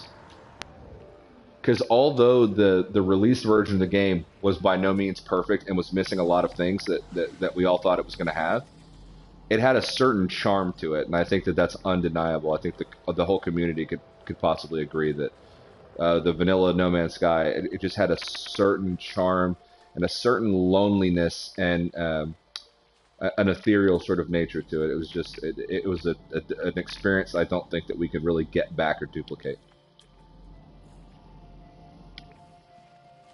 Every time someone mentions Human Centipede, I die a little. Oh, better than Human Centipede time. Shit. Funny Im said, stay there, Panda, walk away, see if he floats. Remus, let's try that. Jump on my head and sit down again. That sounded so weird. Is it gonna work? I just sit on my head. His power of levitation. I mean, if that's what you're into, then okay. Dude. Oh, you were up there for like a second, dude. That was pretty cool. Walmart may still have them for $20. Yeah, the last time I remember, dude, they were brand new for $20. That's just the what they call in the industry the EDLP, the everyday low price. So that's what I think. That's just $20 is what it is now for the Yeah. game. On PlayStation, it might still be How dare you. $49.99 on Xbox. Well, I went and bought my second physical copy. It was still $49.99, I believe, on PSN or the PlayStation Store. Yeah, it hardly ever goes on sale on the PlayStation 4 store, unfortunately. Yep. Yeah, Peaceful Gamer says, yeah, Xbox is 50. My brother bought the game, didn't think he was going to like it, heard all the stuff about release, only followed it because of my YouTube channel and stuff like that. And then when he bought it on Xbox, I remember when he told me that it was probably the best game he's ever played. And this is somebody who plays Destiny and Fortnite and fucking, PlayerUnknown Battlegrounds and all that kind of shit or whatever it's called. I agree. I miss vanilla No Man's Sky isolation. Yeah, I think the isolation of the game is really underrated. 90% of the time that I play this game, I'm playing it alone, and that's my preferred way of playing. You guys want to hear something that will get me crucified? What's that? I'm enjoying Fallout 76 so far. No, dude, Hidden loves that game. He's been trying to convince me to get it so we can play together and build a place together. Oh. So you weren't the one that went in the GameStop and tore it up, Remus? What? Where'd my ship go? There was a YouTube video up of a guy going into GameStop trying to get a refund on Fallout 76, and he couldn't get a refund, so he demolished the store. Oh.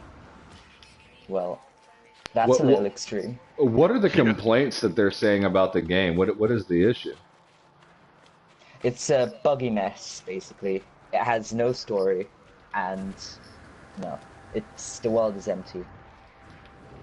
Well, it does have a story. You've been in a... Well, it has no NPCs. Like, that's what I meant. Oh. So the story feels really impersonal. You're just helping robots or text on a screen. You're not actually helping people. But why is there no NPCs? Is that because the world is supposed to be meant to be shared with other players? Well, yes, I think, but then they try to write it in the story as like, before the vault opened, everybody died of a disease that you have to, stop these creatures from spreading. I think Funny Imps hit it on the head with his comment. What'd Funny Imp say? I'm not in front of the screen. I read it this time. Oh, he said, I haven't played 76 yet, but I'm almost 100% sure that the game is just fine. People are just freaking spoiled. I mean, I just like to go around and shoot stuff and listen to streams. So, I'm fine. But I don't like the lack of, characters and stuff, because that's what was interesting about the last Fallout games. It's not really a role-playing game. It's if you want to shoot something from close or far, basically. That's the only role-playing you can do. Or if you want to go around in power armor and stuff like that.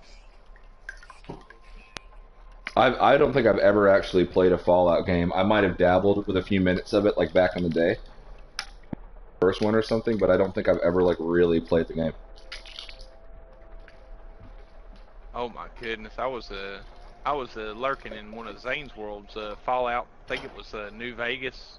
Shout out Zane's World. And yeah, and I had my earbud in and my phone in my pocket and just working while he was streaming. And I went to go get my invoices signed, and I was talking with my customer, and still had it going. And about that time, it went through some kind of animation where the computer voice was talking to him. It was a female voice, and it sounded like she was having a orgasm on the stream. And I'm sitting here with this going on in my ear, trying to keep a straight face, talking to a customer.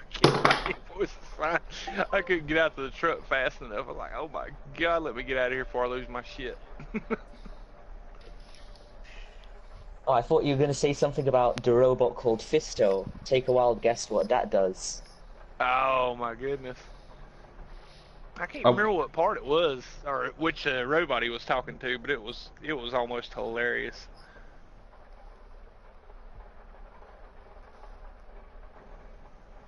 I'm going to go to the capital and work on my wooden shacks. Awesome. I'm hanging out in permadeath trying to find a ship.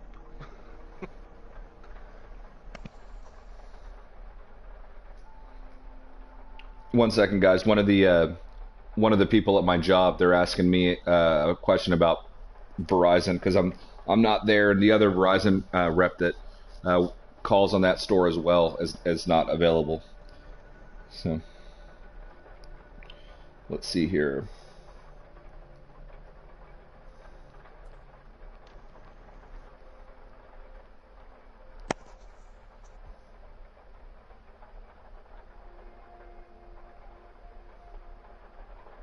Let's see, Marcus says Fallout 76 was directly taken from Fallout 4.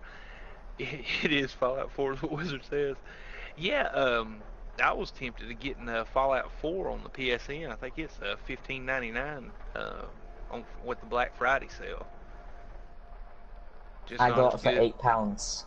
Did you? Cool, cool, man. Yeah. Altogether, I got the DLC on sale as well, so I probably spent £15 on the Fallout 4 or something. Yeah, I've never played. I've watched quite a bit of streams with it in it, but haven't really played it.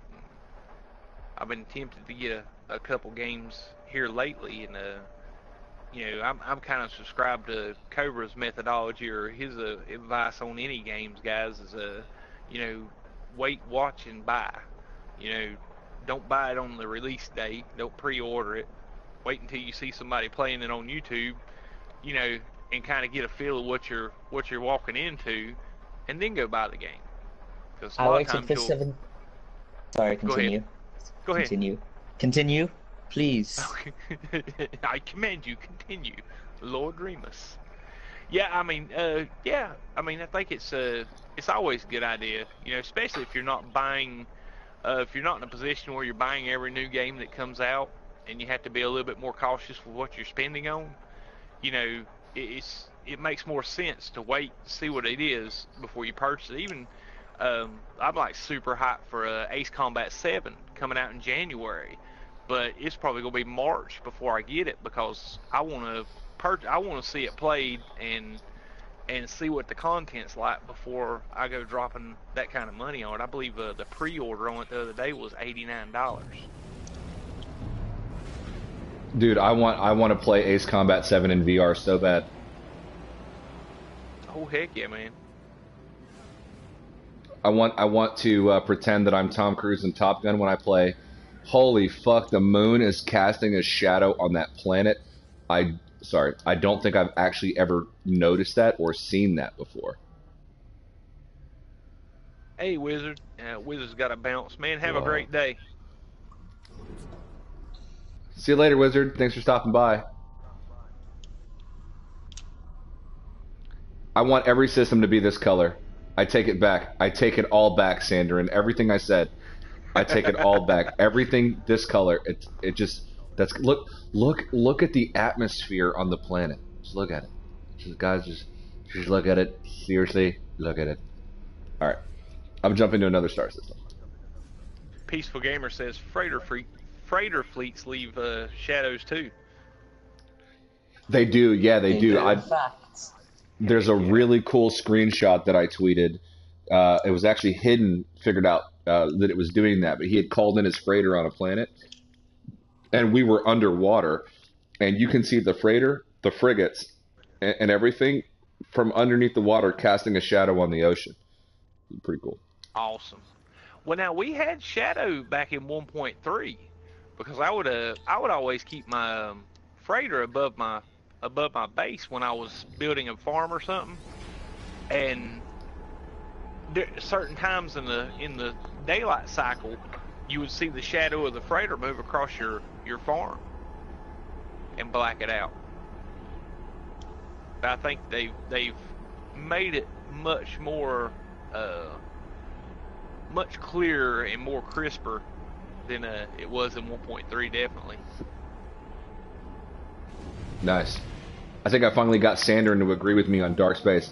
And again, another Dark Space system because, guys, the Wansham Void in the Delta, in the Free Delta Hub, has more Dark Star systems grouped together than I've ever seen in this game before. It's just too damn cool. I love it. Let's check out I this hate one. when space is colored like a Skittles packet. Sometimes it can look kind of cool. Like there's this orange one I saw the other day, and I was like, okay, that's pretty badass. And like I tweeted a picture of it, but most of the time it's like I'd rather it be dark. J-Spot says I like the Assassin's Creed games. I've been playing them. Yeah, the Assassin's Creed games are they're badass. I think that they don't get enough credit. Not all of them have been good, but Odyssey is I hear excellent. And ooh, Lush Planet. Let's see what this is all about. Odyssey was excellent, I heard, and I've played a bit of Origins. I need to put more time into Origins, but Origins is actually a really great game, and I've been enjoying it. And Funny Imp says that, Sword, you found a dark system that he says I would like in your stream yesterday. Yeah, man.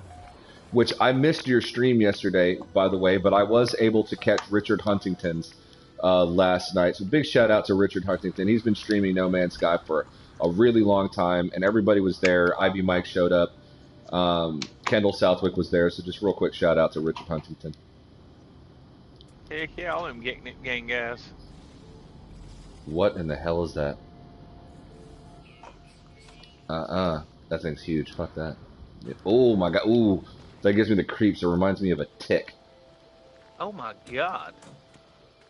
Oh, so And them hovering crabs?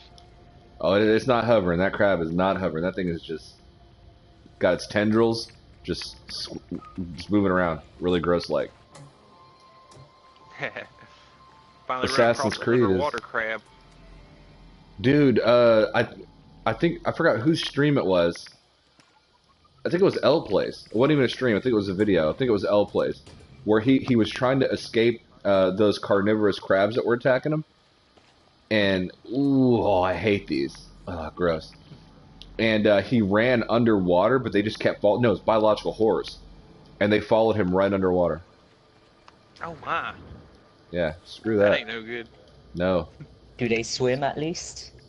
No, they just run across the ocean floor, which arguably is much more terrifying.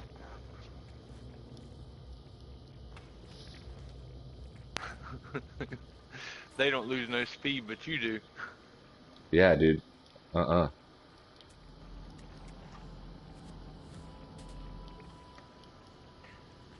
This is actually a really cool planet. I'm not even gonna lie.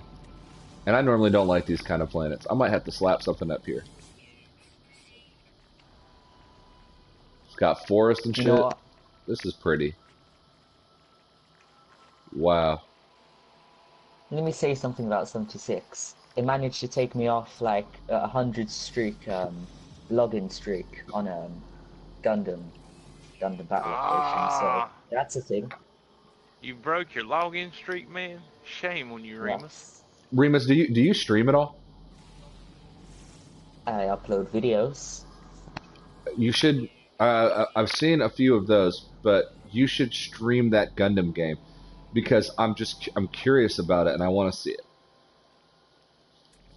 And I would definitely enjoy watching a stream of yours. Okay. Because I like Gundam. I need to get back into it. I need to watch the anime and get caught up on things. Gundam Iron-Blooded Orphans, watch it.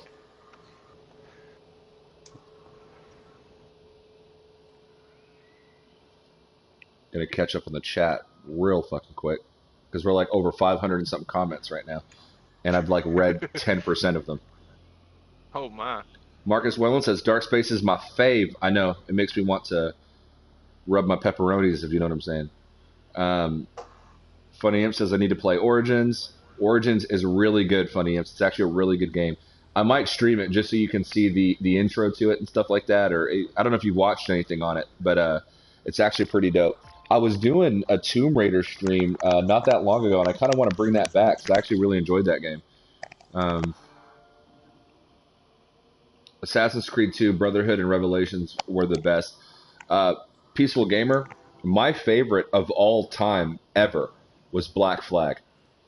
Assassin's Creed Black Flag, especially with the companion app where you can send your fleet of pirate ships out.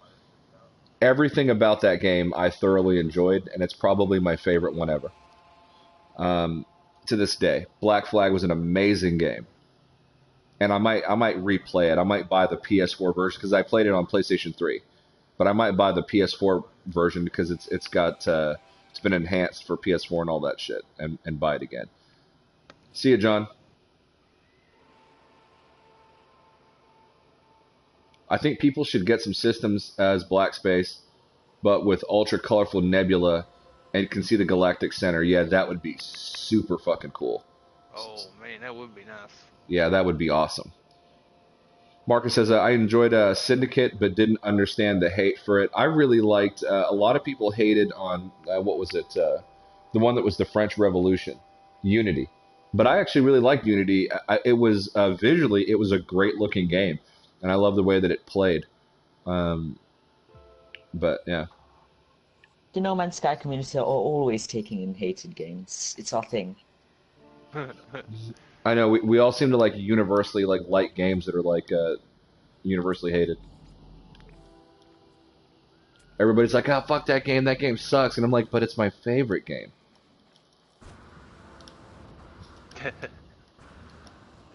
I know. I think what it is, we just we like proving people wrong. We're just argumentative. Or we're just too stubborn to admit. Well, no, Yeah, because But that's not true. if I were to believe that, then that would just mean that I'm only playing certain games out of spite. Like, I went looking for an Explorer this week on my permadeath, and I landed at a landing or a trade station that had a base set up at it. And when I landed, the comball at the base said or something about it being alive. There's no S class of spawn here. And I went, whatever. Challenge accepted. don't tell me you got one to spawn. Heck no, I'm still working on it. I'll be here for weeks.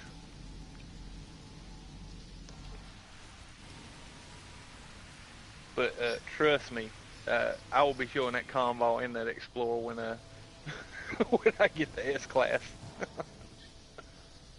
P1 Stream said, may have said this before, but would be cool if they add higher grass on some planets and more of that photo mode fog.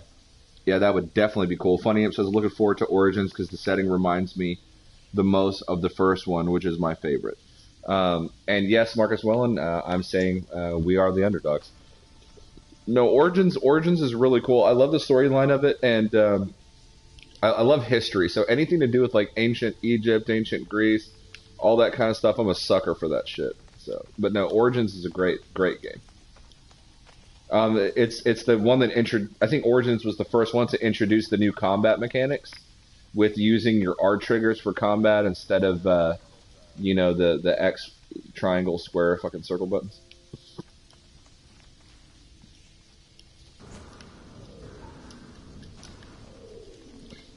I just Superman that hoe right now. They need to change the animation for the R1 jetpack boost. It just looks sort of ridiculous.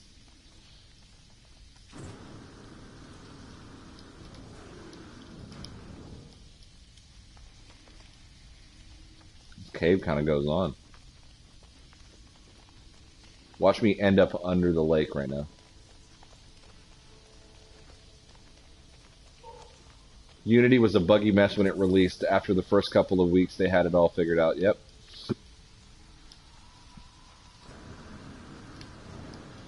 It kind of was, though. Honestly, it was pretty. There was some weird artifacting and different things that were happening with the graphics. But if you think about those graphics, like compared to a lot of games out right now, those graphics were actually quite good. Like Unity still, in my mind, holds up.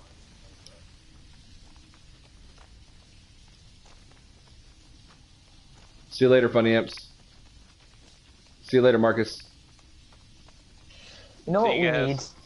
We need a mod that makes, cel-shaded games like Wind Waker and stuff. I love Wind Waker. Mhm. Yes. We need I really want somebody to make a mod for No Man's Sky on PC that makes it that art style, because then I'll just buy a PC right away. That would be Because really, I really want cool. that. I know I'm probably like blaspheming right now, but Wind Waker was one of my favorite Zelda games of all time. And I love jumping in that little sailboat and going around. That's Nice. one thing that we share. Ocarina of Time is just okay. It's a good game, but I prefer Wind Waker.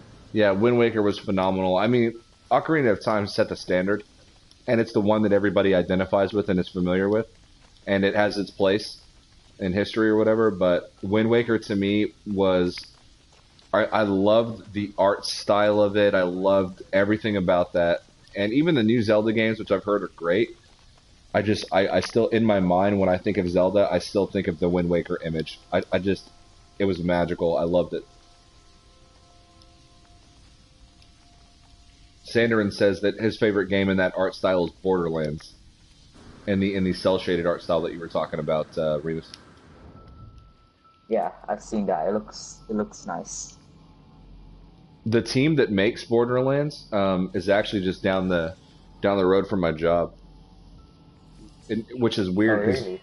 yeah, you wouldn't think Frisco, Texas, is being like a place for game developers and stuff, but there's a couple of sort of big game developers that are located in Frisco, Texas, and the team that makes Borderlands is one of them.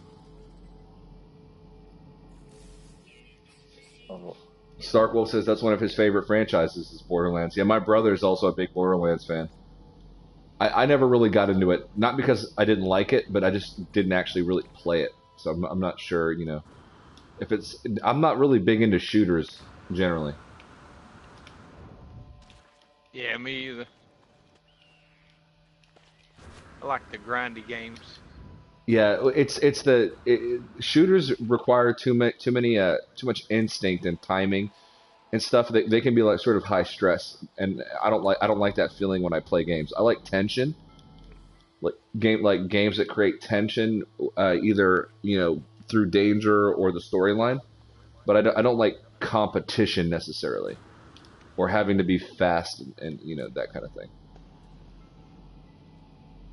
Because I just kind of want to veg out when I play. Funny M says I work near the Bethesda developers. That's cool, man. That's pretty badass. Nice. You should like sneak in there. we should S- sneak in there, and then Todd Howard will just be like, "It just doesn't work. It just doesn't work sometimes." As you're getting thrown away into jail. Sanderin says, "No way, seriously, Panda. Check out Borderlands 3. Like, spy on them, I guess." So, true story. I'm not making this up. This is a true story. So, last year sometime, um, I ran into one of the principals of the company. He wasn't like on the development team or anything like that. He was just one of the executives there, and he was dressed like wearing all these bracelets, almost like he was wearing like a steampunk outfit. Because their culture there, they're like really cool. Like they're not like a lot of companies, right? It's gaming companies. They're not dressed traditionally like wearing business suits and shit. It's just not the vibe. But he was wearing almost like a steampunk outfit, and he came in and he gave me his business card, and I can't remember his name right now, and I don't have the business card in front of me. But he was telling me that they're working on a lot of really great things for Borderlands 3, and that was like last year, I think, or really early this year, one of the two. But they've got fun things in the store and things that they're working on and doing. And I don't know if what they're doing is going to be PlayStation 4. It almost sounded like they were tinkering with next gen stuff. So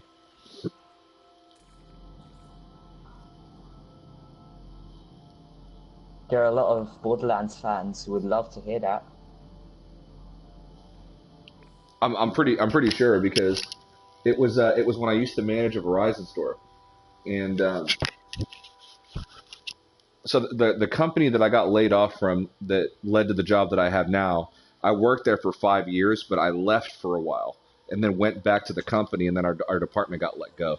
But I went back to the company for a specific project, and but I used to work there years before that. But in between that, I was managing a Verizon store, so this had to be last year. And he came in to buy hotspots, like mobile hotspots for Verizon, and so I was working within his account and everything, and he came in, and we were talking, and he had like Borderlands stuff and like pins and shit on his jacket and like all this other kind of stuff, and we kind of got to talking, and then that's when he was telling me about, it's located in Frisco and all this other kind of shit, but yeah. It's funny you said there's one of the offices located on a street or a road named Picard Drive. No, my Trek reference. but they're located in Frisco, Texas, literally down the street from the Verizon store that I used to manage, like right down the road. Awesome, dude. But that job was pretty cool because I ran into a lot of people there, like Dallas Cowboys football players and people that played for the Dallas Mavs, and some chef that was on some celebrity chef show, and people that worked on Borderlands. The other day at Best Buy, I was helping a guy with his Verizon account whose son was one of the developers that worked on God of War, the new God of War game, and stuff like that, which was pretty cool. But he lives in California, which I think is where Santa Monica Studios is. The son does, but the dad lives here in Texas. But yeah. We run into a lot of interesting people.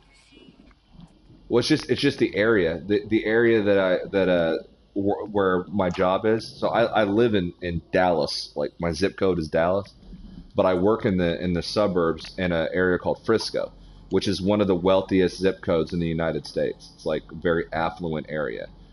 Toyota relocated their U.S. headquarters there, and the Dallas Cowboys have a practice stadium there, and there's a lot of wealth in that area. So you run into all kinds of crazy people. Like, I don't know anybody that watches football, but DeMarcus Lawrence, I've sold like iPads to, and cell phones, and Lance Dunbar, who used to play for the Dallas Cowboys. I don't know if he still does or not. We sold a few years ago when back in 2011 or 12, when I worked at Best Buy before. We sold Dirk Nowitzki a kitchen. He's like, one of the main players for the Dallas Mavericks and stuff. So, but in my area, you run into a lot of people just because it's an affluent sort of community. I would be honored to sell Sean Murray a cup of lemonade. That would be cool, dude. MZK like lives right down the street from Sean Murray. I would have already been up there. They would have had to call the police on me. There's this crazy guy outside. Call the police. There's a guy out here in a panda suit. He keeps calling himself Panda, and it's really weird. I think he's a furry. I think he's a furry. His nipples are really hard. I'm afraid of Oh him. my god. He's got a hole in his costume, and he keeps telling Sean Murray to touch his pepperonis, and we don't know what that means. Oh my goodness. Dude, I love this. I love that this is a tropical planet with like red water. That the water's not only just blue now. It's like red tide. It's pretty cool. Well, they took it away to add it back in. It almost feels like that, doesn't it? Yes. I mean, do you think it was something to do with just procedural generation stuff? Like, it messed with Next messed with it? Or do you think that they done it just to add it back in? Oh my, Thunder said he's near Sean Murray as well.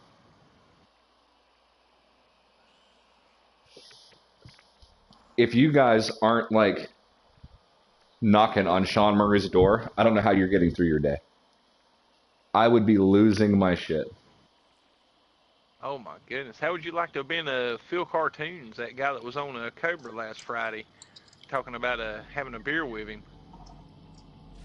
Or having a beer with Sean Murray? Yeah, dude, that'd be crazy. Oh my goodness. I mean, I'm not the kind of person that gets like starstruck, but I think I would if I met Sean Murray. Like, I think I would, just because I've dedicated like over 700 hours of my life to like playing his video game. Uh-huh. You know, so it's just kind of like it would hit me hard. It's like, dude, I literally just spent 2 years enjoying the living shit out of something that you created for me. You know, it's like it's an honor kind of thing. You know. Oh, the water shifted to yellow with the time of day. It's like this yellow orange. Well, I guess because that's the sun is shining directly on it. But that oh no, it's just yellow. It's just the color shifted. That's cool as hell, man. Oh my god, they have outdone Peaceful themselves. gamer. Oh, what'd he say? He said, "Oh my God, there was a furry convention here a few weeks ago. My wife had no effing clue what was happening." Yeah, dude, Also, it's really weird. They have them in Dallas all the time at the convention center, and Oh, and you'll see them at like gas stations and shit because they're wearing their costume the whole time, and they're like walking around there and stuff, and like you'll have like bunny rabbits and squirrels and shit like buying coffee, and it's just like, dude, this is so weird right now. don't fucking touch them. You don't want to get their fluids on you. Well, dude, Their costumes are probably coated in like caramelized year-old fucking, man glass. well, and they rent rooms at the hotel that's like near the convention center or attached to the convention center, and like they do sexual stuff. Like they get together and it's like it's more than just wearing the costume. It's like a fantasy. oh yeah, yeah. I've heard horror stories. Anything that includes the words sex and animal costume has to be a horror story. But to each their own. Whatever floats your boat. Yeah. I'm like a libertarian. I don't give a shit. But Libtard. Ben well. Shapiro will wreck you. Oh, do not mention that name of my presence, kind sir. He's a meme now, basically. He's just a joke now. He didn't go to college or anything like that. Other than his point of view, which bothers me sometimes, most of the time, he's actually a bright guy. I think he's on the wrong side. But I don't want to like leave this lake. This lake is blowing my mind right now, and I don't know why. Lots of people, I'm fursuits, at least Canada, it's cold there. That's true. J-Spot says, touch it, just touch it. Dallas, I'm amazed that no one fainted. I know, bro. Sandrin, no joke. So global warming, right? It's been getting hotter every year. So we've had 14 consecutive years of temperature increases. And Texas, North Texas is humid. Okay, just like Houston, right? So it'll be like nearly 100% humidity outside, but it'll be like 113 degrees. Imagine that. Just go walk your fucking dog in that. It's terrifying. You'll just want to eat your dog after that walk and be like, I'm not going to be bothered with this. Oh, fucking hell, 37 degrees is hot for me. Well, 113 degrees Fahrenheit. Oh. Well, I know the differences, but still, what is that in over here stuff? Oh, I wouldn't know how to convert that right now. Oh, It's up there. I know someone I can ask. Alexa, Google. what's 113 degrees Fahrenheit converted to Celsius? 113 degrees Fahrenheit is 45 degrees Celsius. There you have it, 45 degrees Celsius. Oh, wow. That's unsurvivable. Yeah, but you got more humidity, Remus, than Panda has. That humidity is what makes it so bad. Because it's a combination of the heat and then the wet. It's like kind of terrible. Yeah. Like you walk outside